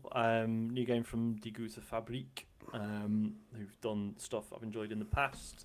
I thought that was really beautiful. Just like incredible color palette. Worth having a look. Mm-hmm. But no, I think overall it's just good. There was as much stuff worth talking about in 40 minutes a day of the devs as there was in 2 hours of the Keighley show. Yeah, and you seem way more passionate about the games that were announced, and hell yeah. Like even if even if Keighley was to host the Day of the Devs, get rid of Summer Games Fest, host Day of the Devs, and don't take up too much time in between. But then that may ruin Day of the Devs. I don't know. Yeah. I don't know. He doesn't need to get involved in Day of Devs. Day of Devs is brilliant. It's always a good show. It's great. He doesn't need to get involved in Summer Games Fest, though. To be fair, does he? I bet he does. Does he I thought this was an excellent show, and I actually like the fact it comes immediately after Summer Game Fest because it just feels like the polar opposite, and it actually makes the indie games feel more heartfelt. The stories feel much more real when they talk to developers. There's so many great games from that. So if you're listening to this or watching this and you haven't watched a lot of these, I would definitely recommend watching Day of the Devs. I've always excellent. Yeah. Speaking of people listening to this, James, when you're writing down your notes for the feedback next week, mate, can you write down your opinions of Jeff Keighley? Because I just want you to face off with Matt at the start of next week. So I can't wait for that. Go on, Sean. I was just going to say, so Day of the Devs did have a musical number, but it was weird because they're like, oh, here's a live musical performance of music from the game Chia, which would have been great if that's what it actually was. But what it appeared to be was footage of some people playing the song, but you were clearly listening to just the studio version of the song, and there was just loads of footage of other stuff, and it was in no way is this a live performance of this song. I just found that really strange. Something to do with Chia, disappointing. That's well, let's not slag off Chia. It's a good game. It's not. Yeah, I mean, that was right at the end of that show at that point, so we we're kind of nipped off. We went for a wee. Devolver. I mean, I'm looking again at the Devolver lineup. It's not a lot here, is there? And they only show the only game I want to talk about really is Baby Steps, which is from the people who made Ape Out. You play as some man. It's crucially it's the people who made Ape Out that are also working with Bennett Foddy, who did QWOP and Getting Over It. These games where it's all about the actual task is is very simple, but you have this really sort of minute, detailed control of your character's limbs. And Baby Steps appears to be a game about walking forwards, but with various hazards along the way, and it looked great. It was a funny trailer. Looks good. It will be dumb as the other games. Where you're controlling individual limbs, but well up for that. It looked good. Good. Yep. Very funny bit at the end. As we mentioned, the main character got called a wanker, and it was funny. Yeah, can't be that. But yeah, I mean, other than that, Wizard with a Gun looked genuinely not great, I thought. Talos Principle 2, I'm interested. I never played the first one. I probably should. Human Fall Flat 2, it's fine. I've had some good times playing the first one with Isaac. That was it. I mean, I am conscious that we are listing just a lot of games at this point. I mean, it's down to Xbox. Okay, fine. We're not talking about the Volvy stuff. The what? Oh, Dave, you'll never guess. The Devolver one, there was this like running joke, and by the end, it all got a bit dark and violent and weird. I got tired of that in the first one. Yeah. Yeah, I don't know. They're doing their thing, aren't they? Some people really like it. The one thing I will say about Devolver is that they consistently put out really interesting games. So although you may not have been taken by any of the trailers, I guarantee one of those games will be half decent and worth playing. So I just like playing them rather than watching their way they promote things. Xbox. So it's safe to say that by Sunday it felt like Keighley had left that goal still open, right? Yes. And we were all excited for the Xbox One. I mean, the way it opened was fantastic, wasn't it, with the Fable trailer? The Fable trailer is absolutely brilliant, and I've been thinking, if you've not seen the Fable trailer, then definitely go to YouTube and search for it. I kind of don't want to spoil it. Or not spoil it. No, I won't spoil it. I won't spoil it. All I'll say is that, again, like the original teaser trailer, it maintains the it maintains my confidence in that they're gonna keep the tone that they had on the first two, and in fact, actually, it seemed to be a little bit more intelligent than the tone and comedy in the first three games. The first three games was very much like, you can have sex. Yeah, it was a bit like that. Whereas this seemed a little bit more sarcastic and a little bit more self-aware, which is great, really. My biggest problem is that they didn't even give a hint as to when we're looking at this game there's no being released. Well, they said it was in-game footage, and there were bits that definitely could be that looked like gameplay, right? So there were segments within what looks like a very interesting boss battle that I thought that could be ripped from the game. But I mean, if it all come out that was all faked and it's absolutely not like that, then I wouldn't be surprised. I love the tone of it. It got me excited for Fable. I'm definitely going to play that game when it comes out. I don't know enough about it, and I certainly don't know when to expect it. Like, if you were to guess 24, now, 25, surely. That's a long 24. Way off, isn't it? Well, 24 the earliest. Yeah, it's tough, probably isn't 25. Probably 25. It is tough. I mean, they took that step and they showed something, so they're keeping it alive, which is not something they did with Perfect Dark this year. Yeah, that was absent, wasn't it? Yeah, it was absent. And really, when I think about Microsoft thing, I come away from it being relatively positive, right? But there is when you go through it on paper, you go, actually, there's not a hell of a lot here, is there? It's certainly not a lot this year. There was a lot of 2024, which is bound to happen. But like we'd said, obviously, it's been a bit of a slim year for the Xbox already. Longer than a year. Yeah, it's been generation for a while. It's been 2 generations. Yeah. I mean, is there anything? I mean, Avowed was a big one. I thought that looked pretty good. It looked like Elder Scrolls, but a bit weirder, and with it being an Obsidian game, probably going to have decent writing as well. So I'm excited about that. South of Midnight, which is again it's a Microsoft Studios thing, isn't it? It's made by the Compulsion do they Games? own Compulsion Games? Yeah, by the studio that did We Happy They Few. do, right? So they just put out what again was a mood trailer, right? It sort of had an idea of, hey, this is the sort of tone we're going for, and I liked that tone. No idea what the game is. We have got zero idea what the game is. There's first showing of Star Wars Outlaws, but do you want to wait for that, Matt? We're not. I don't think we're covering the Ubisoft one because it's happened today, unless there is an update. But basically, we saw the first kind of the premiere trailer of Star Wars Outlaws, and then today at the Ubisoft Forward showcase, they showed off 10-minute gameplay trailer. And it looks fantastic. I mean, I don't know if we've got too much detail, but it very much looks like, it's open world, it's Star Wars. From the 10-minute gameplay thing we saw today, it felt very kind of Uncharted. And what other game could you say put that to? That's what blows my mind.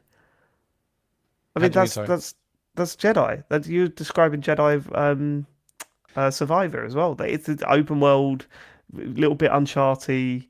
Yeah, Do you know what I mean? It's this feels more open world, I think. Just the way, got more open world. Just the way that it just seemed like you had a huge open space rather than much more kind of linear areas you have in like Jedi Survivor and whatnot. It just felt a bit more open world, and they've called it open world. I don't think they called Jedi Survivor open world. Open zone. I know, but they're very similar games. I think from the same franchise. It's the same IP, but this feels. It did look good, and I liked the characters that they showed off in this trailer, or the gameplay trailer that we watched. Look fucking fantastic. Yeah. So I'm bang up for it. But did they give any idea of when we can expect this? 2024. Okay, that's good then. So not this year. It gives it a nice old gap between Jedi Survivor. So the comparisons. I think you can tell. Or maybe I'm reading into it too much, but it definitely seems like it's not going to have the kind of ferocious combat of a Jedi Survivor. It feels much more like an Uncharted, where it's serviceable. It's not going to challenge you. It's a fun romp. So I'm really excited about that. Cool, because I mean this was sort of in what I thought was an excellent start to this conference. You had Fable, you had this new South of Midnight, this Star Wars 33 Immortals, which just looked like Hades but with 33 players online, which is interesting. Payday's not really my thing, but then for me personally, it started to slump a bit. I know you were excited by Avowed. You've mentioned that already. I was going to say we're heading straight into the Sean Bell section now. Let's go to the Sean Bell section. So we had Avowed. We then also had the announcement trailer that Sea of Thieves is getting a Monkey Island. Oh, that's right. This was still quite a cool bit, wasn't it? Yeah, there's still some cool stuff. I mean, because they teased this in the last, the Pirates of the Caribbean stuff. There were some Easter eggs in it, and it was like, shit, man. Like this could be it, or this could be a suggestion that they are actually putting Monkey Island stuff in. And there's a whole like story campaign that's coming to the game on the 20th of July. So not long to wait. Didn't I read that one of the creators or whatever didn't know about it? Well, it's been interesting. Yeah, so basically Ron Gilbert, one of the original creators of Monkey Island, basically was posting on fucking Mastodon. I don't know why I said that. Fucking Mastodon. I prefer Twitter with my mate Elon. I'm a paid up Twitter Blue member, mate. But he was like, I knew nothing about this. They did it behind my back. I'm not involved. And then obviously, understandably, a load of websites ran with that as a story, and he then later corrected himself and said, well, obviously I was shown it, but I did know, but I wasn't given any meaningful I've played sort it. of way to I endorsed this. I love it. I mean, I wrote it, but apart from that, which doesn't bother me. I wasn't expecting Ron Gilbert to have been involved, to be honest, when they said they were doing it. I don't know. I'm not that precious about his involvement, I guess.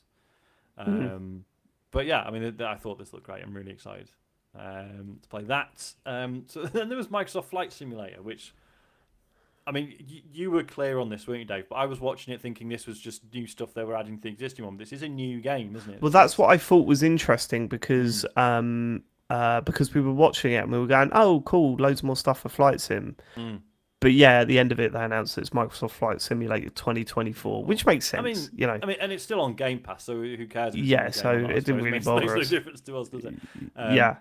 But what was weird is that they announced this before announcing DLC for 2022 or whatever the last one was called. 2020. 2020, right? So original one.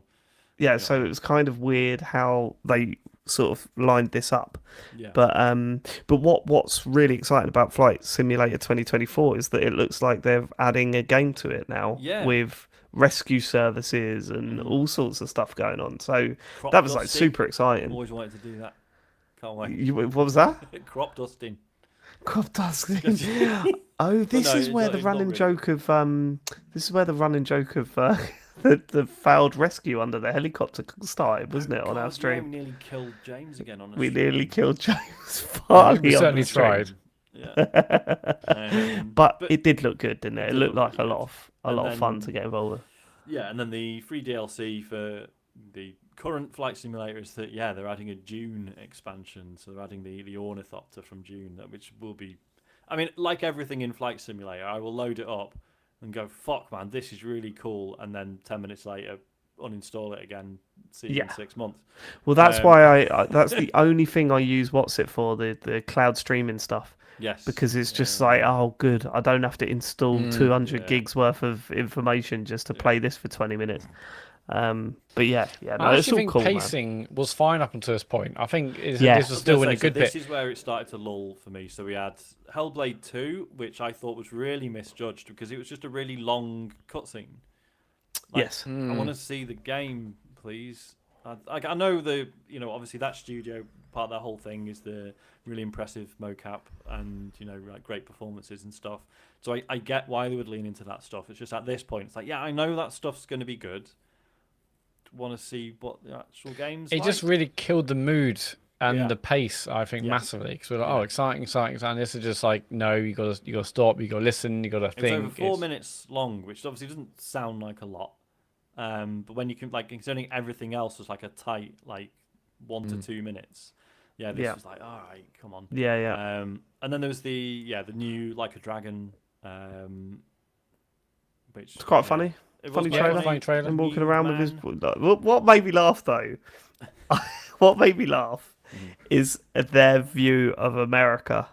Yes. And I don't think you could get away with that in this day and age. The other way around, I don't think, because it was the main character waking up naked on a beach and walking around, and they might as well be going, "Have you got a hot dog? We could get a burger." We're at the ball game. It was really funny. So there was that, and then there was the Fallout 76 stuff, and it was like, we went for a piss break, didn't we? Yeah. And then there was Kunitsugami Path of the Goddess, which, if it wasn't for the fact that it was Capcom, I probably would have drifted off. But sort of an interesting sort of medieval, sort of Japanese medieval fighting game with mystical shit in it and lots of weird and wonderful costumes. It looks really nice. But the trailer didn't tell us much. No. We then had Forza Motorsport, 10th of October. Looks brilliant. And I said this on the stream. What's great about Forza Motorsport on Xbox is that I would never go out and spend 60 quid on Forza Motorsport because I'm more of a Forza Horizon fan. But I will definitely play it on Game Pass because why not? 100%. Why not? I really liked my time with Gran Turismo, so hopefully, I'll get similar vibes from this. And then it sort of lulled again. Elder Scrolls Online, Overwatch 2. Do you remember that? Yeah. Persona 5 Tactics. Tactica. Which, to be fair, I might try out because I'm not a Persona guy, but I do love turn-based strategy, so fine. Yeah. And then it was... Oh, that's right. Then there was a little Starfield trailer to, warm you up for the hour-long one that was to follow. I sort of see why they put this in here. I don't know if it needed to be 3 minutes long, given that it was about to get a whole other thing dedicated to it. I think it makes sense because this is the Xbox One was a big one. Not everyone was going to stay, or even they may not be aware that there was a Starfield showcase after the Starfield Direct after this, which was 45 minutes. So no, it made sense. This is their big game for the year. Get it in the main showcase, of course. We'll talk about the Starfield Direct after this, but I thought the trailer was good.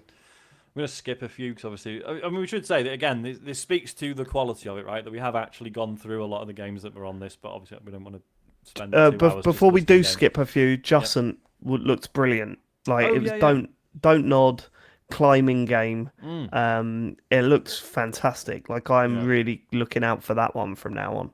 Definitely watch that trailer. So I assume it's Jusson. Mate. Oh, fucking Justin. Start impressing people. No, I'm going to call it Justin. Justin. Myself. Call it Jusson. It's fine. Jusson. Cyberpunk. Phantom Liberty, which appeared to be not only, obviously it's an expansion, but apparently it's like a big overhaul of the main game as well. Yeah. I mean, it was Xbox Series X footage. It looked incredible. better than I remember it looking when I was actually playing the game. Yeah. Yeah. Way better. Good. City Skylines 2, Game Pass, absolutely fine. Yeah. The last big one before, the last big game they showed off, I think, that people got excited for was Clockwork Revolution, right? Which is incredibly Bioshock Infinite. Like it is it's insanely Bioshock Infinite. Because when it came up, so this is being made by In Exile, which is a lot of people who worked on the original 2 Fallout games. They also did a game called Arcanum, which I think this borrows from quite heavily. But more recently, they did like the Wasteland game. So when their logo came up, I was like, oh, this will be like a top-down RPG. Right. It's very clearly like a first-person thing, isn't it? Yeah. But yeah, very steampunk. Lots of weird, wonderful stuff going on. It looked really good, I thought. It did look good. It did look good. Yeah. I'm interested to see how that develops, but no release date, no release date again, really. And that's the biggest problem with Microsoft at the moment. That again, we're being shown stuff like we have done in previous years that looks alright, but we don't know whether it's coming out and has every opportunity to just not come out. They need to deliver now. They can't keep showing us stuff and not delivering. I mean, a lot of it was. I think it was less that. A lot of it was, hey, it's 2024, which I guess we should have expected. I mean, we know the big ones this year are Starfield and Forza. So hey, that's not. We're 6 months into this year, 6 months away from 2024. It's not a massive surprise, but so 2024 looks packed in a good way. I'm not saying it's a surprise that they're not bringing out stuff this year. I'm saying they need to. This Clockwork Revolution, the big stuff that you're going, this is new and interesting. I like the look of this. We didn't even get a year. No. Yeah. That's a problem. That is a problem because you're going to keep showing us stuff. They're not willing to commit, are they? There's so many factors these days that... I know, but it doesn't work for Microsoft. I think, we knew that Starfield was coming out this year. We knew that Forza was coming out this year. What else have you got, Microsoft? And at the moment, not much.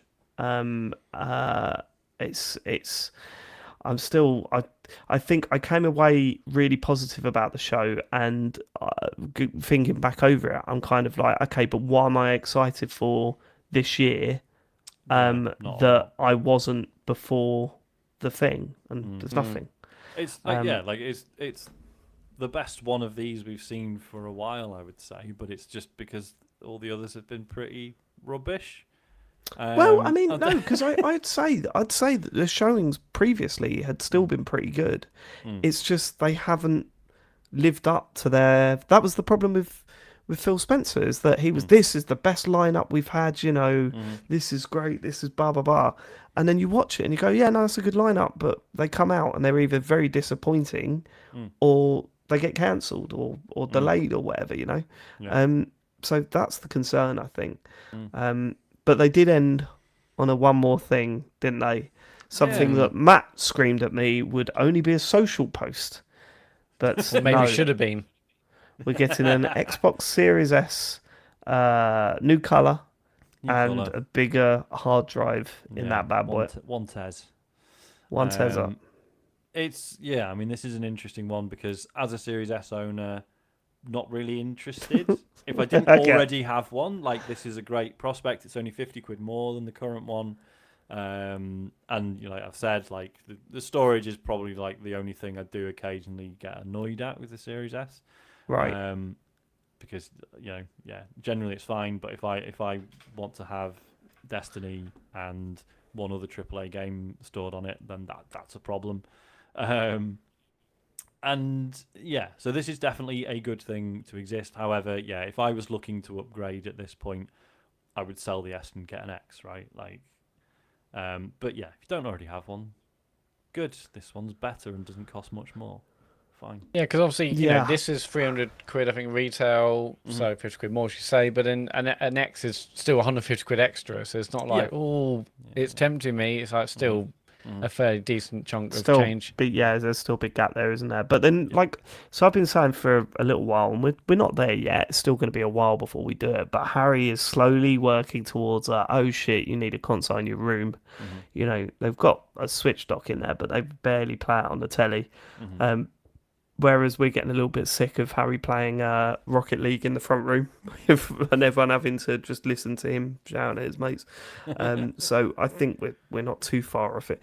I think I'd still get the YS because he's playing Rocket League and he's playing Minecraft. He's not Probably buy mine off me downloading. if you want. Yeah, but it's not going to be long for him to start. He's not going to be that far, maybe away from like a Call of Duty, and suddenly like, oh shit, storage. Like, I think he's a way off of playing Is Call he? of Duty. It's 9. It's 9, Matthew. I'm Well- not letting him play Call of Duty yet. That's insane. in what in like 3 years maybe. Okay. But yeah, no, that's going to happen eventually. So I think I would still go for that because he's, you know what the kids are like as well. They stick on one game forever. Those kids. You heard about those kids You that met play games. Yeah. I've heard about them. I only play one of them. But yeah, no, cool little surprise though at the end. I just don't think they did enough with the black box. Really, they could have done boring, something isn't with the. Yeah, it is a little bit boring. Like you're saying, why didn't they just invert the speaker grill on it? Like, Yeah, why have not they make kept that black? red? Yeah. Or Just make the whole made it thing grey black. or something. Sat a little bit more, Bit of contrast, yeah. bit of contrast. Yeah, Light yeah. and shade. Because you just go, well, then why have you highlighted that vent then? Like the whole thing was that you highlighted the vent to, I don't know, whatever. Yeah. I'm not a designer, am I? I never will be. So then they did Starfield. Starfield Well, Direct, yes. yeah. To be fair, like if It looked anyone's, great. if anyone's going to be cynical about it, it's me.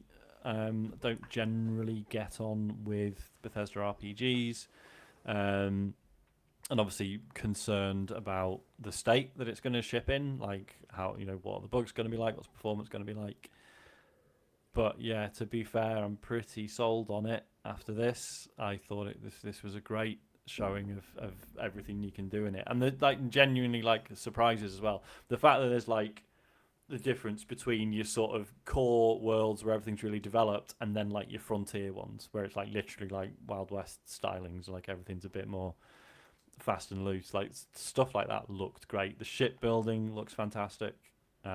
Really cannot wait to get involved in that because it looks like the way you build the ship does affect the interior that you walk around in, as far as I can tell. Oh, really? Yeah, because they were showing so here's a this one compartment and you can see inside it the space that it the interior of it basically. So Oh, you can cool. design that stuff. And they that's showed a gonna be cool really as well. wacky design, didn't they, with a thing? Yes. The only, as I said on the stream, the only thing that I hope is that with stuff like that, they keep it as simple as possible. And it's you could just, it doesn't matter. You don't need, oh no, you need more boosters and fuel to be able to get this new thing. It's just let me fucking just do shit. It's fine. It's I don't need because to. the bonus of being able to build your own ship is that feeling of ownership of it. Yeah. And it's not. Yeah, it's not I want to upgrade it, so I just want it to feel like my ship. Yeah, and restricting that just adds frustration. I don't see how that's beneficial at all. Yeah, if you're having to put bits on it that you think look shit or whatever for gameplay reasons, that's going to sort of spoil it, right? Extra Totally. frames. Yeah. Yeah, Distribution. I thought it was an excellent showing. I totally agree, Sean. I was interested anyway, but I wanted all detail, and some could have complained it went on too long. I thought that was good, and I think if they didn't do that, people would complain that we didn't see enough of it. I think that's a weird complaint, right? Because if you wanted to see a Starfield trailer, there was one in the main Xbox one, and it was a bit at the end. And if you wanted to listen to it, fine. If you wanted to watch it, fine. And people saying it went on for too long, I would understand that if that was in the middle of the fucking Xbox conference. It was at the end, so you know whether to stay back for it or not.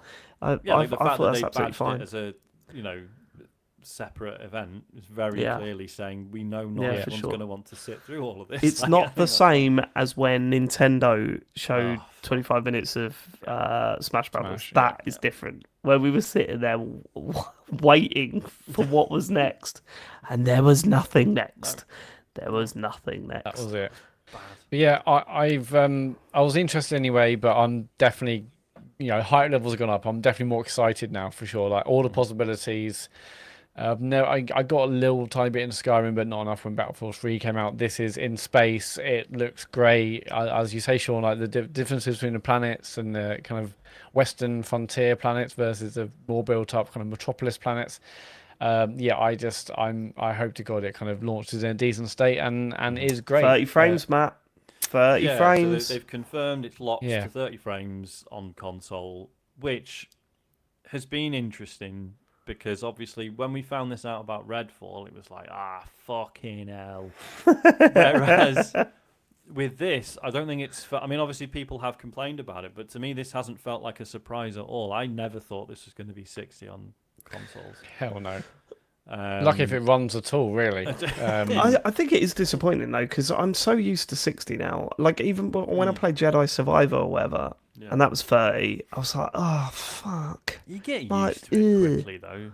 You do get used to it quickly. I mean, but then with Jedi Survivor, that's like, the combat. Obviously, you do benefit from those extra frames. Whereas I think something like this, like, all right, it's got first-person shooting, but it's also an RPG. See, for me, it's the shooting's probably not going to be like the focus anyway.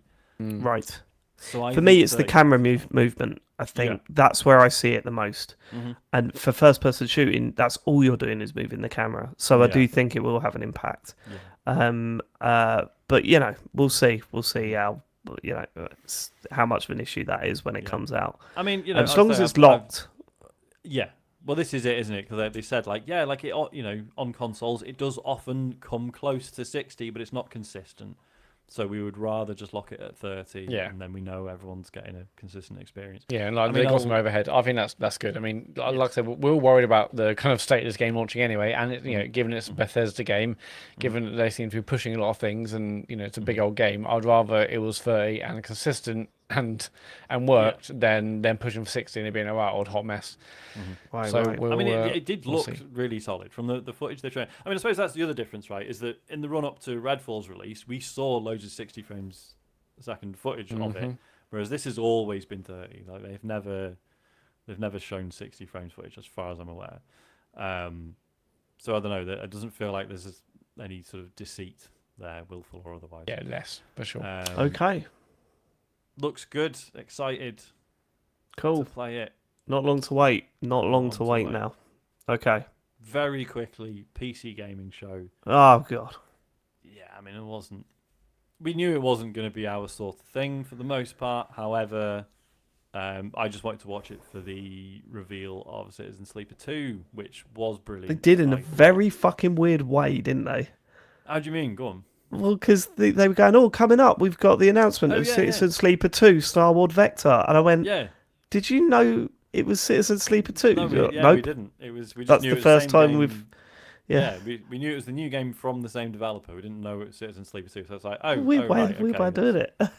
And then later on, we played the actual trailer, which, looked really cool. So it appears to be a similar deal to the first one, but this time you're on a ship. You're running a ship. And traveling about and stuff, so I'm super excited about that. Hell yeah! That was not E3 2023. There were other shows. There was the Future Gaming Show, there's Guerrilla Collective, there's Wholesome Gaming Show. I've not had a chance to dive into most of those. Come back, E3. We want to do our shows again. Yeah. Well, we didn't watch Ubisoft Forward, but I've just searched now, and just to update you, David, a Skull and Bones closed beta is coming in August. No, did they really announce that? Yep. Oh, is this you lying? Is you lying? No. Is this one of you dropping the lies in? No, long awaited Skull and Bones are getting a closed beta from August 25th to 28th. Long awaited. Who's long awaiting that? I mean, if anyone was awaiting it, then it's definitely been a long. Yeah, a long wait. Sean. Yes. That was non-E3. Have we got any non-E3 gaming news? Yeah, a couple of bits. Apparently Universal and Illumination are doing a deal with Nintendo to make a Zelda film. Inevitable, right? I mean, inevitable. But I really don't think Illumination are the studio to handle a Zelda film. Really? Yeah, because the Mario one sort of makes sense because it's more of a comedy, right? Yeah. Whereas Zelda, I'm not saying Zelda's going to, I want fucking Game of Thrones with Link in it. But, right. Yeah, I don't know what I would. I mean, and this isn't me having a go at Illumination. I'm just saying I don't know what I want from a Zelda film. Yeah, it's tough, isn't it? Might see, because I'm kind of thinking that they'll want to. create a universe that comes together at some point. Do you reckon? Because Smash Brothers the that's movie. how people make money now, isn't it? But I don't know if you could do that. Like, I don't want to see a film where Zelda and Link, Zelda, Peach, and Mario are, teaming up. No, So, I don't hell know, no, man. no. But I think you tell you, I also don't know what I want from a Zelda movie. Like Mario makes sense. Zelda, as much as we love the franchise and the characters and the games, it's like There's a brilliant movie in it, Matt. I'm sure there probably is. I'm just less sure about what that movie will be. Whereas Mario, I can picture it. Saying, illumination. Yeah. It's obviously I can see it. Whereas like... Zelda, I don't know which way they'll go. But it makes it more intriguing, if anything. I'm excited to see what they're doing. Obviously, you would hope they're not going to release anything that's going to be subpar, especially given the success of Mario. So this may be a longer development to really make sure that they nail it. But excited to see what it's about. Yeah, I just it's. Yeah, I think they will inevitably lean into making it a bit funny. I think that's okay. It's got to be a family. You could definitely do that. But I do want the impact of Ganon, and the realness of Ganon.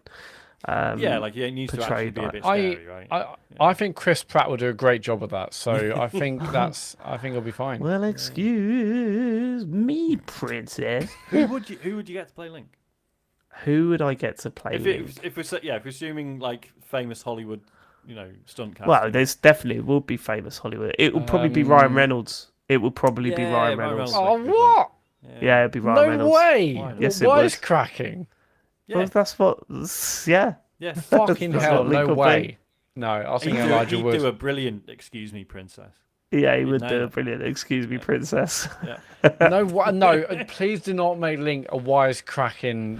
I mean, it's already been done, Matt. Yeah. It's already been done. Yeah. In what specifically? Do you know why we're saying, well, excuse me, princess, all the time? I get it's the reference from the really old. Is it not from the old? It's not from the old, cartoon. Really old. Yeah. Cartoon. Yeah, there was a Legend of Zelda cartoon. To be fair to Matt, that cartoon fucking sucked. So yeah, it was dreadful. It was on. I'll never forget. I had it on VHS. I was thinking CDI game. So do you mean a cartoon or do you mean the CDI thing? I'm getting confused. No, the CDI thing's different. People in the chat, you know who you are. You're getting that wrong. Excuse me, princess was not in the CDI game. No, the CDI game was, I can't wait to bomb some Dodongos. Also good. Tom Holland, that's a good shout, not a spaceship, yeah. Yeah. I had Tom Holland, yeah. I just do not want him as a wisecracking.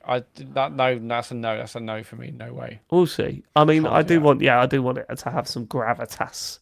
But as you say, it's Illumination, isn't it? I don't know. Also, there was a bit of news this morning where Chris Pratt said that there will be news on a new Super Mario movie soon. Oh, yeah. So that might be. Yeah. I mean, he also said it would be quick after make $1 billion. Do you know what I mean? Yeah, it's like, roll one out next year. Make another one. Yeah, he also said writing's paused on it, so. Because the strikes, isn't it? Get AI to do it, mate. It's going to be fine. Anything else? One more little one. So, Star Wars: The Old Republic, the MMO that is still going. Basically, BioWare are currently still looking after that, but it's being taken off them and moved to a third-party developer, so that BioWare can apparently focus on Mass Effect and Dragon Age. I like the fact that look, we can't be bothered with this MMO anymore. It's just taking up way too much time updating numbers and spreadsheets. Can someone else just do it? We've got. I love the idea of someone at BioWare just being like, it's a pain in the arse. No one wants to do it. We want to make new Mass Effect. We want to make the good ones. We make the fun games, not just maintain the MMO. I forgot there was a new Mass Effect coming. Jesus. Yeah. How do you do that? How do you return to that world? Universe. We'll find out on N7 Day, David. We will. Is that it for the news? That's it for the news. So not Sean's bullshit. What was it? Bullshit arena. Bell's bullshit arena. Was the stuff I was saying. What was I saying earlier? That was definitely making up. I can't don't remember. know. It Yeah, doesn't matter. there's All of lots. it. There's stuff about There's heat lots. stroke. That might have been before we actually started the show. Oh yeah, I think it might have there been. were some heat stroke lies in the pre-show. What you've been playing? I'll start by saying I was hoping to come on the show this week and say that I have finally finished Tears of the Kingdom. I'm frustratingly, I think I'm at a point where I'm saying I might not ever finish Tears of the Kingdom because Go I'm a little bit pissed off, really. on. I've played this game for over 60 hours Yeah. and I got to the final bit, which, look, I'm going to talk around it, obviously, but if you're ultra aware of spoilers, then you might want to miss out the next, 5 to 10 minutes. But I got to the end bit, and clearly there was so much more I had to do to even have a chance of finishing it. Really? Do you know what I mean? I was like, for fuck's sake, really? I've got to do all of this, and not only that, I've got to do it without, with having certain items with me and all this sort of stuff. And what made it even worse, it's a real slog to get to the last bit, and there's no way of getting back there, basically, Oh, right, unless. no checkpoints or So I haven't been checking guides. I haven't been looking anything up. I've simply just been playing it on my own, basically.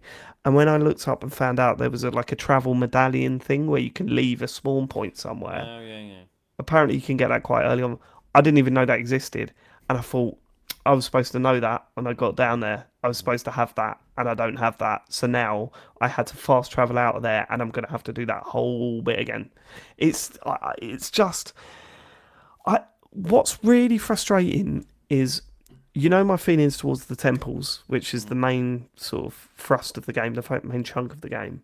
There's a bit between the temples and where I am now, or there's quite a bit between the temples and where I am now, and all that stuff is incredible. Like, really, really good. I've really enjoyed it, and I'm like, holy shit, why is all the good stuff here, like, in terms of the main quest, right?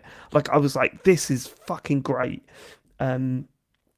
And now I'm at that bit, I'm like, this is way beyond the level that I'm at now. It feels like coming up against the Four Kings in Dark Souls, where you're kind of like, yeah, I'm not going to get past this bit unless I really work on stuff.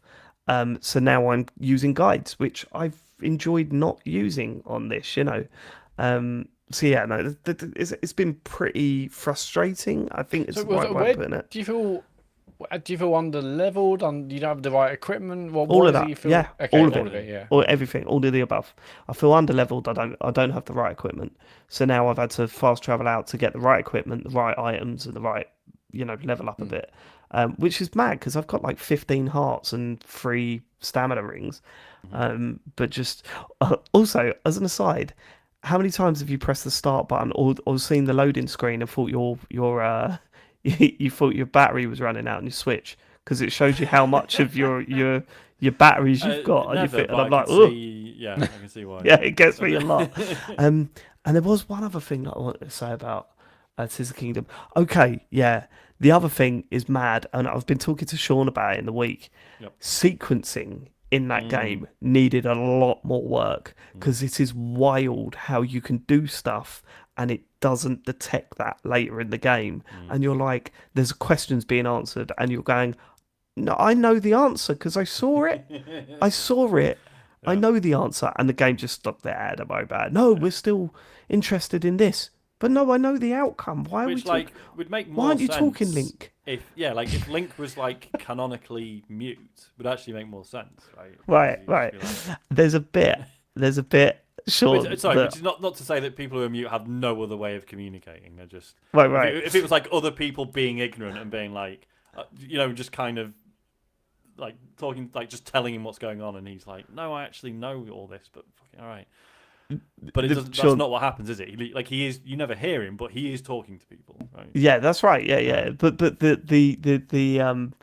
bit that you're really going to find funny, and this again, not a spoiler, but there is a bit that you in particular will laugh at when it feels like the game's going, and now we're going to ask you to explore the depths. It's like I was like, I've had a few of those. Right? yeah, Like, and I went down there and I was like, it was like you have to try and find this place in the depths, and I just looked at my map and went, well, it's there. I've opened up most of it, so it's fine. But yeah, it's a shame really because I'm at a point now where I want it to end. Like I want it. I want to see the ending. It's not saying that I'm done with the game. Like as I said with Breath of the Wild, I completed it and played it a lot longer after that.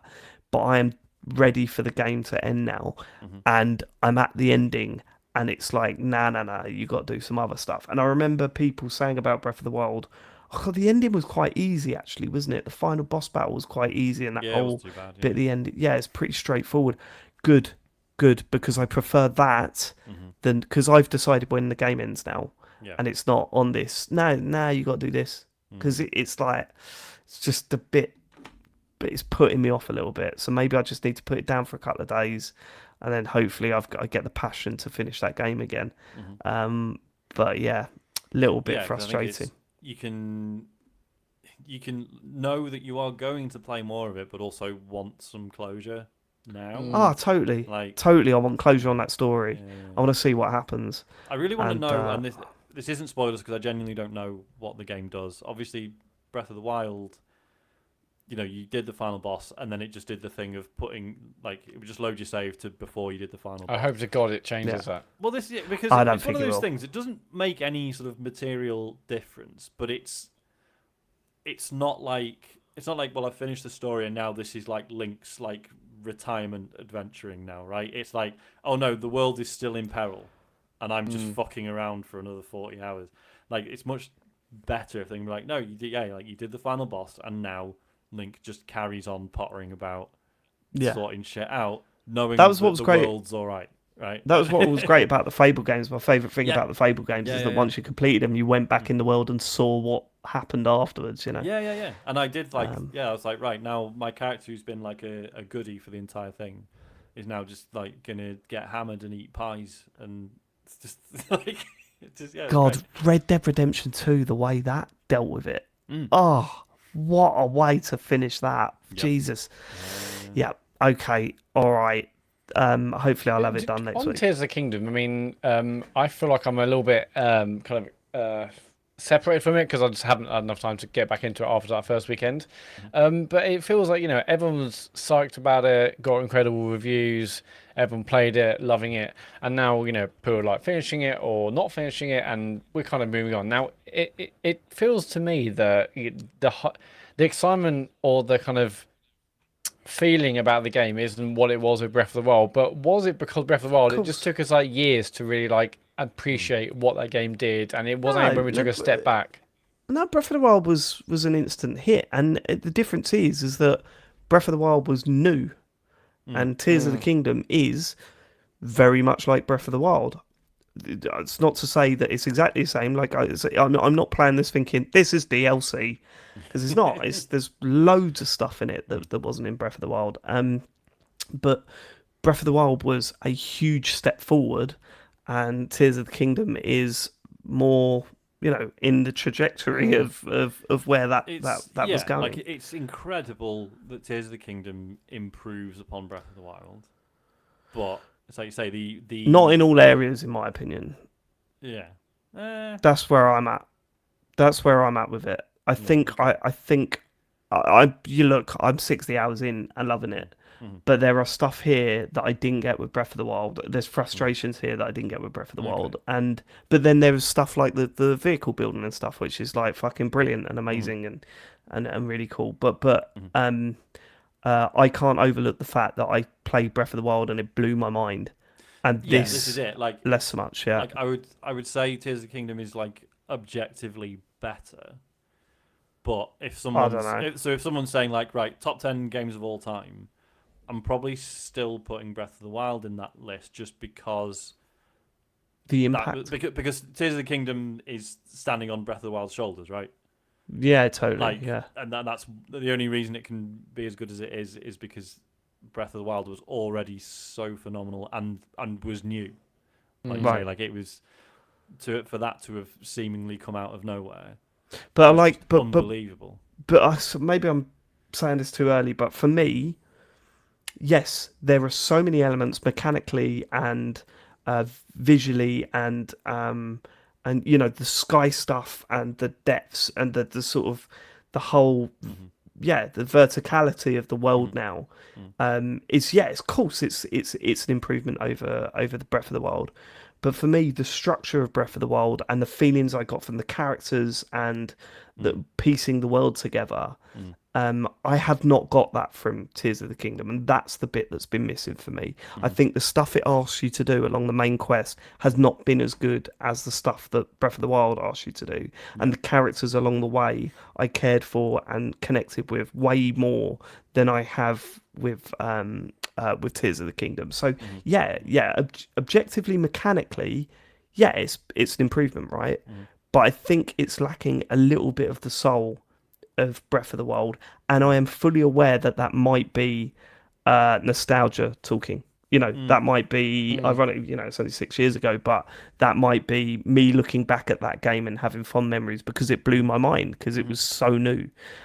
So I am super aware of that. But for me, if you were to say, if I'd have completed it today, if you'd have say what game's better, I would say Breath of the Wild because of that side of the emotional feeling I had of playing that game over the mechanics behind it. But we're talking about a 10 and a 9.5 in my mind. You know what I mean? It's ridiculous. It's not me saying that Tears of the Kingdom's bad because it fucking isn't. But yeah, I'm just so frustrated that I'm feeling this at the end of the game because I'm like, this is all amazing, but here's what feels like a fucking brick wall that I need to go and do some stuff to get past, and I don't want to. Know roughly how far you are away from the end? Would you say just there's loads of stuff that I need to do to prepare to push on, right. And I find that really frustrating. See, it's interesting because I've assumed I am, like, aside from having to do the temples, I've assumed my link is hard enough now to do whatever. Possibly. But I have no idea, right? I don't know. I might be like totally wrong about that. Possibly, because I don't know the stuff that you've done. Yeah. There's just certain things that I didn't go for because, and some of it is really obtuse as well. Like real sort of, holy shit, where do I need to go now? Yeah. And yeah, I find that frustrating. But whatever, it's a really good game. But that's all I've been playing this week because I really wanted to finish it and I didn't. Sean? A couple of quick ones. So I played a couple of demos. One is a game called Let's Revolution, which I saw a couple of people tweeting about it. I can't remember if this has been in one of the showcases that I missed. But yeah, everyone was raving about it. So yeah, demo's on Steam. It's Minesweeper, but it's like as like a roguelike sort of like a run-based Minesweeper, right? So the idea is, so there's a grid, and you're a character, and the grid's like all covered over, apart from the tile you start on, and similar to Minesweeper. So instead of mines, there are baddies, right? And there's a bunch of guys you have to take out, and then there's a king somewhere because you're overthrowing him, right? And yeah, so it tells you, so the adjacent squares, it tells you how many road tiles are nearby. So enemies can only be on, there's normal tiles and there's road tiles. Enemies can only be on road tiles. And basically, yeah, it's this process of sort of meticulously sort of using the numbers to figure out like where it's safe for you to move, uncover the tiles as you go. That then powers up your abilities, and then you use them to like batter the enemies. It's really good. It's really, really fun. Definitely have a look at the demo. The trailer looks, the art style's gorgeous. It's beautiful, on the really, trailer I'm watching now on Steam. Yeah, really interesting. Really nice. And I should say, I don't like Minesweeper. I hate it. But yeah, really enjoyed this. The other one I played is Lies of P, which, everyone's looked at it and been like, oh, it's trying to be Bloodborne. Yeah, and it's fucking close as well. It's like, if you told, I mean this as a compliment and a criticism. If you told me this was a From Software game, I'd probably believe you. Well, that's Like, definitely a compliment, then, It isn't it? Yeah. so closely follows the formula that it's like almost embarrassing, but it does do it really well. Like I've not, obviously there's been other Souls likes from other devs, and Right. I think it's fair to say that a lot of them have fallen short one way or the other. But yeah, this feels very close. Like it looks, I mean, it's grim, but it looks gorgeous. Like combat feels snappy. But it so closely follows the formula, or like down to like the way that like text appears on the screen and stuff, and like everything about it is just clearly trying to be a Soulsborne, whatever. But yeah, decent. So it's the story of Pinocchio, is it? It is, but a darker version of. I mean, obviously the original Pinocchio story is darker than the Disney one. I was gonna say it's pretty dark anyway, isn't it? Yeah, That kid was full of shit. He was. Yeah. That was. That was I think one that's of the the things that I tagline. did roll my eyes at. So when it's loading the first level, do you know what it says on the screen where normally it would say like loading ... Is it lying? It says now lying. No. It's like, that doesn't make any sense at all. They knows what they're doing. But yeah, decent, I thought. And that's it from me. Cool. All right, Matt. Yeah, I've played a little tiny bit of Tears of the Kingdom, but really I also played 20 minutes today of the Final Fantasy 16 demo, which came out this morning. It's, I believe, like a 2 and a bit hour demo, and your progress carries over to the main game, which comes out in just 10 days' time on the 22nd. This demo, yeah, I mean like 20 minutes, half an hour in, and so it's impossible to tell you what's happening. I will say it looks gorgeous, and that's basically all I can say. It's Final Fantasy. Like I couldn't even tell you what's happened story wise. It does very much feel like it's Game of Thronesy. I'll say that because there's like political talk, there's families, and it just feels very kind of House of Dragon, Game of Thrones like. But yeah, I mean, I'm definitely gonna get the game when it come out, and so I was eager to play a demo. It looks gorgeous, so I'm interested to see where the rest of the demo goes. That's pretty much all I can say. It's Final Fantasy, isn't it? I mean, it's all nonsense. It's But all good, nonsense. good so far. That's Good what we've note, been good playing this nonsense. week. Cool. Questions. I'm only going to do a few because I Yeah. don't know about you guys. I am so uncomfortable. It is so hot. Yeah, I'm I dying. feel like sticky. It's bad. It's only like yeah. This isn't. Not This for is me. I barely like it. Ah, not for me. I mean, to be fair, I'm wearing trousers, which is my first mistake. I should have just Well, abandoned take them those off before now, doing Sean. it. Well, I'm not going to do it now. Well, no one can see your But- bottom half. Next week, 100% trousers off. Dean Chillmaid says, "Hey guys, I'm getting married next week. Want to ask if there's anything or any advice you wish you knew before your big day. And if you had to choose one video game character to officiate your wedding, who would it be? Thanks, Dean. Oh, Dean, size good. 11, sitting in living room, no beans." Okay, Crash good to Bandicoot. know. Get good Crash Bandicoot on it. Crash Bandicoot officiating the wedding. Hell yeah. No, because everyone would go, is It's a Crash Bandicoot. that Crash Bandicoot? Okay, yeah, it is, yeah. Has he got his What's the marriage point? license? You could say, oh, Kratos, and people just go, who's that? I was Kratos. He's from the game God like of a War. game. Alright, Oh, really? Oh, I don't play games. It was Crash Bandicoot, pretty much everyone knows, right? Oh, it's Weirdly, Crash Bandicoot. yes. Yeah. Yeah. Oh, Phil in the chat's just said King of all Cosmos. I can't come up with a better answer than that. That's the one from Get Married Amnesty. Advice for weddings. I mean, I've got No. some. go on. At one point, take it all in that all your friends are there Yeah. for you. Yeah. Like, yeah. just sit back and look around and go, there's that person and that person. They don't know each other at all. But here they are in the same room because of me. That's mad.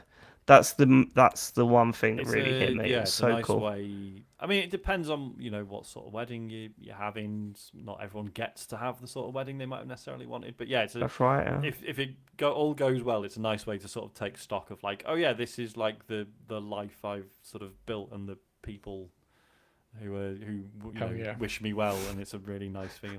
And there's David Turner shitting himself in the. You were all right Corner by there. the actual day, weren't you? I think I was. I made a you recovered. miraculous Yeah, recovery. yeah.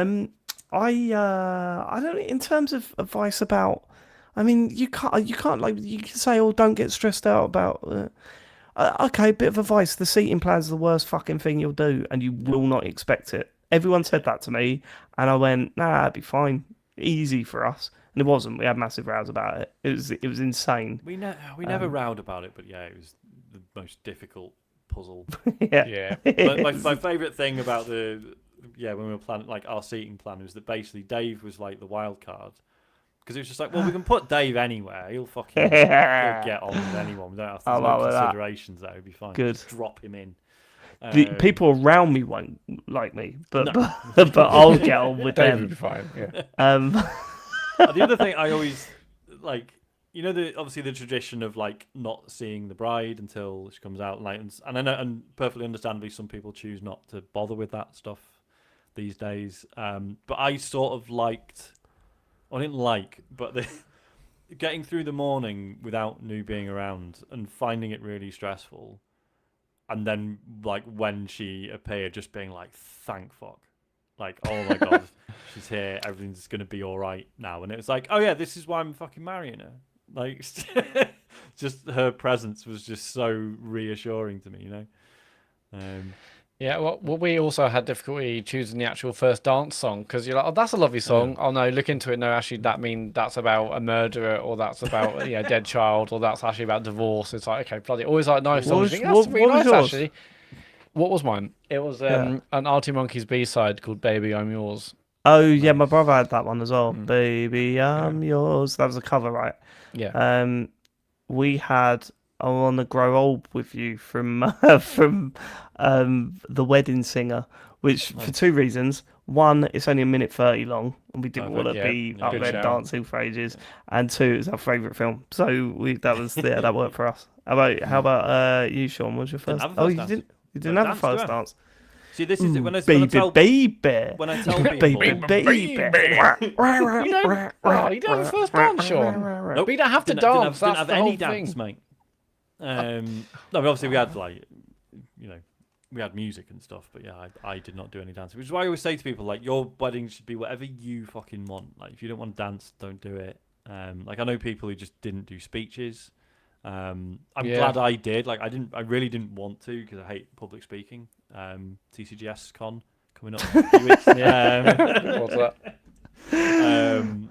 But yeah, so I was really glad I did it, but I was also really glad I was like, no, I'm not dancing. Fuck that. It's not really dancing, but yeah, okay, I get it. We would like to put it out there. Go on. Make our theme tune your first dance. How about that? That would film be it. Funny. Either that or the Farley's Fantasy Zone. Farley's Fantasy Zone, or the full version of the podcast. Yeah, or maybe someone could request it during the night. Yes. Yeah. That's a fun thing to do. Yeah, it's a fun thing to do. But yeah, I suppose like you say, David, it's really easy to be like, oh, like try not to stress about X, Y, Z, but you will stress about it. It's horrible. But don't like it feels like the day goes so quickly. But just bear in mind, you'll then have weeks of like hearing other people's account of the day, and you sort of see that one series of events from like so many different angles. That is wild, isn't it? Like we heard stories about how someone was so drunk they had to go up, but like 5 o'clock they fell asleep in the bed and they come back down for like the last 10 minutes of the party. And we were like, what? Everyone had their own little adventure that day. It was wild. Yeah, no, I think the whole taking stock is definitely important because as Sean said, it goes so quick. And you kind of, there's a lot of mingling, and you kind of, pulled one way or the other the whole time. So there's moments where you just get stopped and say, these are all my best friends in the world and family, and yes, it can be stressful. I mean, like there was loads of bits where I wasn't there, Matt, but Oh well, yeah, sorry about that. Yeah, I mean, I don't think we knew each other then, did we? Well, no, you didn't miss much, Sean. You didn't miss much. Fuck off. Yeah, but it was like there was loads of stressful bits of mine, but then as soon as the family left, it was best time ever. And it's like literally just do a big old party, innit? I may have talked about this before, but like because we like a fair bit of ours was like we wanted like an outdoor ceremony and stuff. And then in the sort of the weeks running up to it, like checking the weather forecast all the fucking time. Oh my god, what do we do? What do we do if it's rainy? And then eventually we're just like, just hire a load of umbrellas. Like compared to the money you've already spent on the wedding, it was like 150 quid to hire a bunch of umbrellas. And I don't think we needed them in the end, but just knowing they were there, it's just like, well, fine, we've covered it. Like, so just I remember like having that. to deal with. Do you remember the swarm of flies in the morning? Yes, though they were that gone was by weird. the ceremony, I think. Yeah, but for some reason there was to the chairs. Yeah, it was a crazy amount of flies about, and there was because I remember people just standing around, just like whacking their own faces because it was really odd. But then why did you hire all those flies, Sean? What was that about? I just thought it'd be fun. Yeah, they came through with the umbrellas. You're like, I don't. Why? Open it up Like Tupperware. Missing from weddings, pestilence. Yeah. I need it. Well, sorry, I killed a few, so you probably didn't get your deposit back. No, he lost that. Yeah, $5,000. That's enough. Tom S. Since the birth of my daughter in 2021, I've only really had time to play on the Switch. I've not had time to upgrade to a PS5 or Xbox Series S or X. However, I do have my old Xbox One S sat patiently on the shelf under my telly, and I'm starting to get a bit of time back. One thing I'd like to give a big... I think I'd like to give it a big send-off swan song. So now the dust has quite literally settled on this old machine, what are the very best games that I can play in it that I will have missed? Just assume I've played nothing. Doesn't matter if they're available on newer consoles as well, as long as it works relatively well on the old one, and Game Pass or non-Game Pass makes no difference to me. He also says, thank you very much. I'll be sad to miss you again at TCGS Con North. I get back from China a week later. Maybe next time you can plan the whole thing around me. That'd be great. Cheers. I'll get that. We'll get that done, Tom. Titanfall 2 is my suggestion. God, yeah. Tickety tights. 100%. Yeah. What a game. Titanfall 2. What a game. Forza Horizon 4 or 5, whatever got or could get your hands on. If you've got Game Pass or whatever. Half-Life Orange Box. That's a good one. That's 360 though, isn't it? That's not really in the mood of the thing, right? Yeah, I can work on it. You said assume you played nothing. If you're a Psychonauts guy, if you played the first one, Psychonauts 2 is probably a good shout. Is that available on the S then? The series? And the One S. Yeah, that was. Shit, man! Fucking Red Dead Redemption 2 was last gen. Yes. One of the greatest games ever made. That. And that was enhanced for the One X, right? It was enhanced slightly, yeah. It was, it was only got a little bit of sheen. But my word, as long as you really get involved in the characters, specifically the cook, and I loved him. That's a great game. That's a fucking good game. Right, okay. That's not what you said on the Game of the Year show. That is what I said. I just said I think they should upgrade the mission structure. Last gen, you called it. Yeah, because you're still following the fucking people. That's what you do in most games, Matt. But why can't I fucking update it, David? Up to what? Better. Right, okay. Something else. Me. Last one, quick one. MD Krabuff says, what? No, Sean, no. If that same mission structure He's trying to extend it. He's trying to extend it. Hardly. I'm dying here. I want to go. No, if that same mission structure is in GTA 6, then come on. Like, are we going to be in GTA 6, right? Are we going to be like, okay, follow person, get to a circle. I don't know what you've done. You've heard an influencer said this, and you're just running with it. I said this. You said it because you heard it on something. It's a ridiculous opinion. If it's got the same mission structure. That is not ridiculous. They have not fucking updated the mission structure much or enough, in my opinion. Right, sure. All right, fine. Well, don't play GTA 6 then. But I know that the moment they're going to show off the fucking game, you're going to be there going, "Oh my god!" Obviously I will, but I just would like them to fucking change the mission structure in a way that make it a bit not just the same shit. Right, Is that so I hard? know what you mean by MD that. Krabuff says, what's your favourite zoo animal? Well, we know David. Giraffes. Giraffe. They're the best. That's the answer. That's the answer. Red panda for me. As long as they actually show up, sometimes they like to hide, which I know, they should be allowed to do. They're not there for my entertainment, but I do like it when they're hanging out on the tree, looking cute. Yeah, for me it's cheetah or penguin. You got to pick one, Matt. Can't have two. Pick one or the other. You don't see cheetahs enough, so I'll go cheetah today. Too fast, aren't they? Yeah, you can't see them. Also, the penguin tanks usually stink a bit, don't they? Yeah. Probably. Because they're allowed to shit everywhere. Shit. It's appalling. Yeah, shit and swim everywhere. All right. End of the podcast. Socials. Yes. Is there a stream on Thursday, Sean? No. 'Cause I've got to write a And quiz.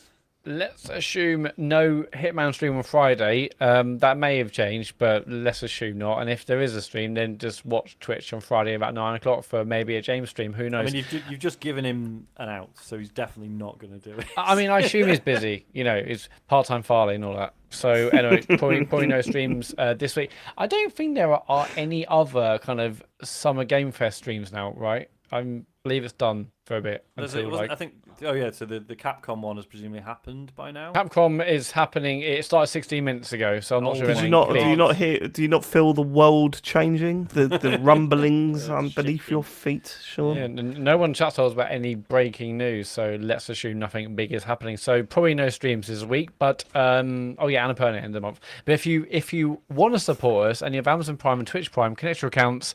You get something called Twitch Prime Gaming, and you get one free sub they give you, and you can't keep it. You've got to give it to a channel. Why not go to our channel and give it to us? We really appreciate it. We have Patreon. It's patreon.com/TCGS. There'll be a monthly bonus podcast out this month. There'll be a video show. You can support what we do. You can be a full Nelson. It's all over there. The website is tcgs.co. Links to our socials, gorgeous Discord. You can go to tcgs.co/TCGSCon if you want tickets for TCGSCon. Why not join us on the 1st of July? And there's merch on there and other bits. And I think I've hit all the nails on the head there. You have. Thank you so much for living it this week. We hope you have a nice week in the world of video games. Catch you next week. We love you. Reverb on that, Matt, in the edit. No time for that. Goodbye. No, everyone. Goodbye.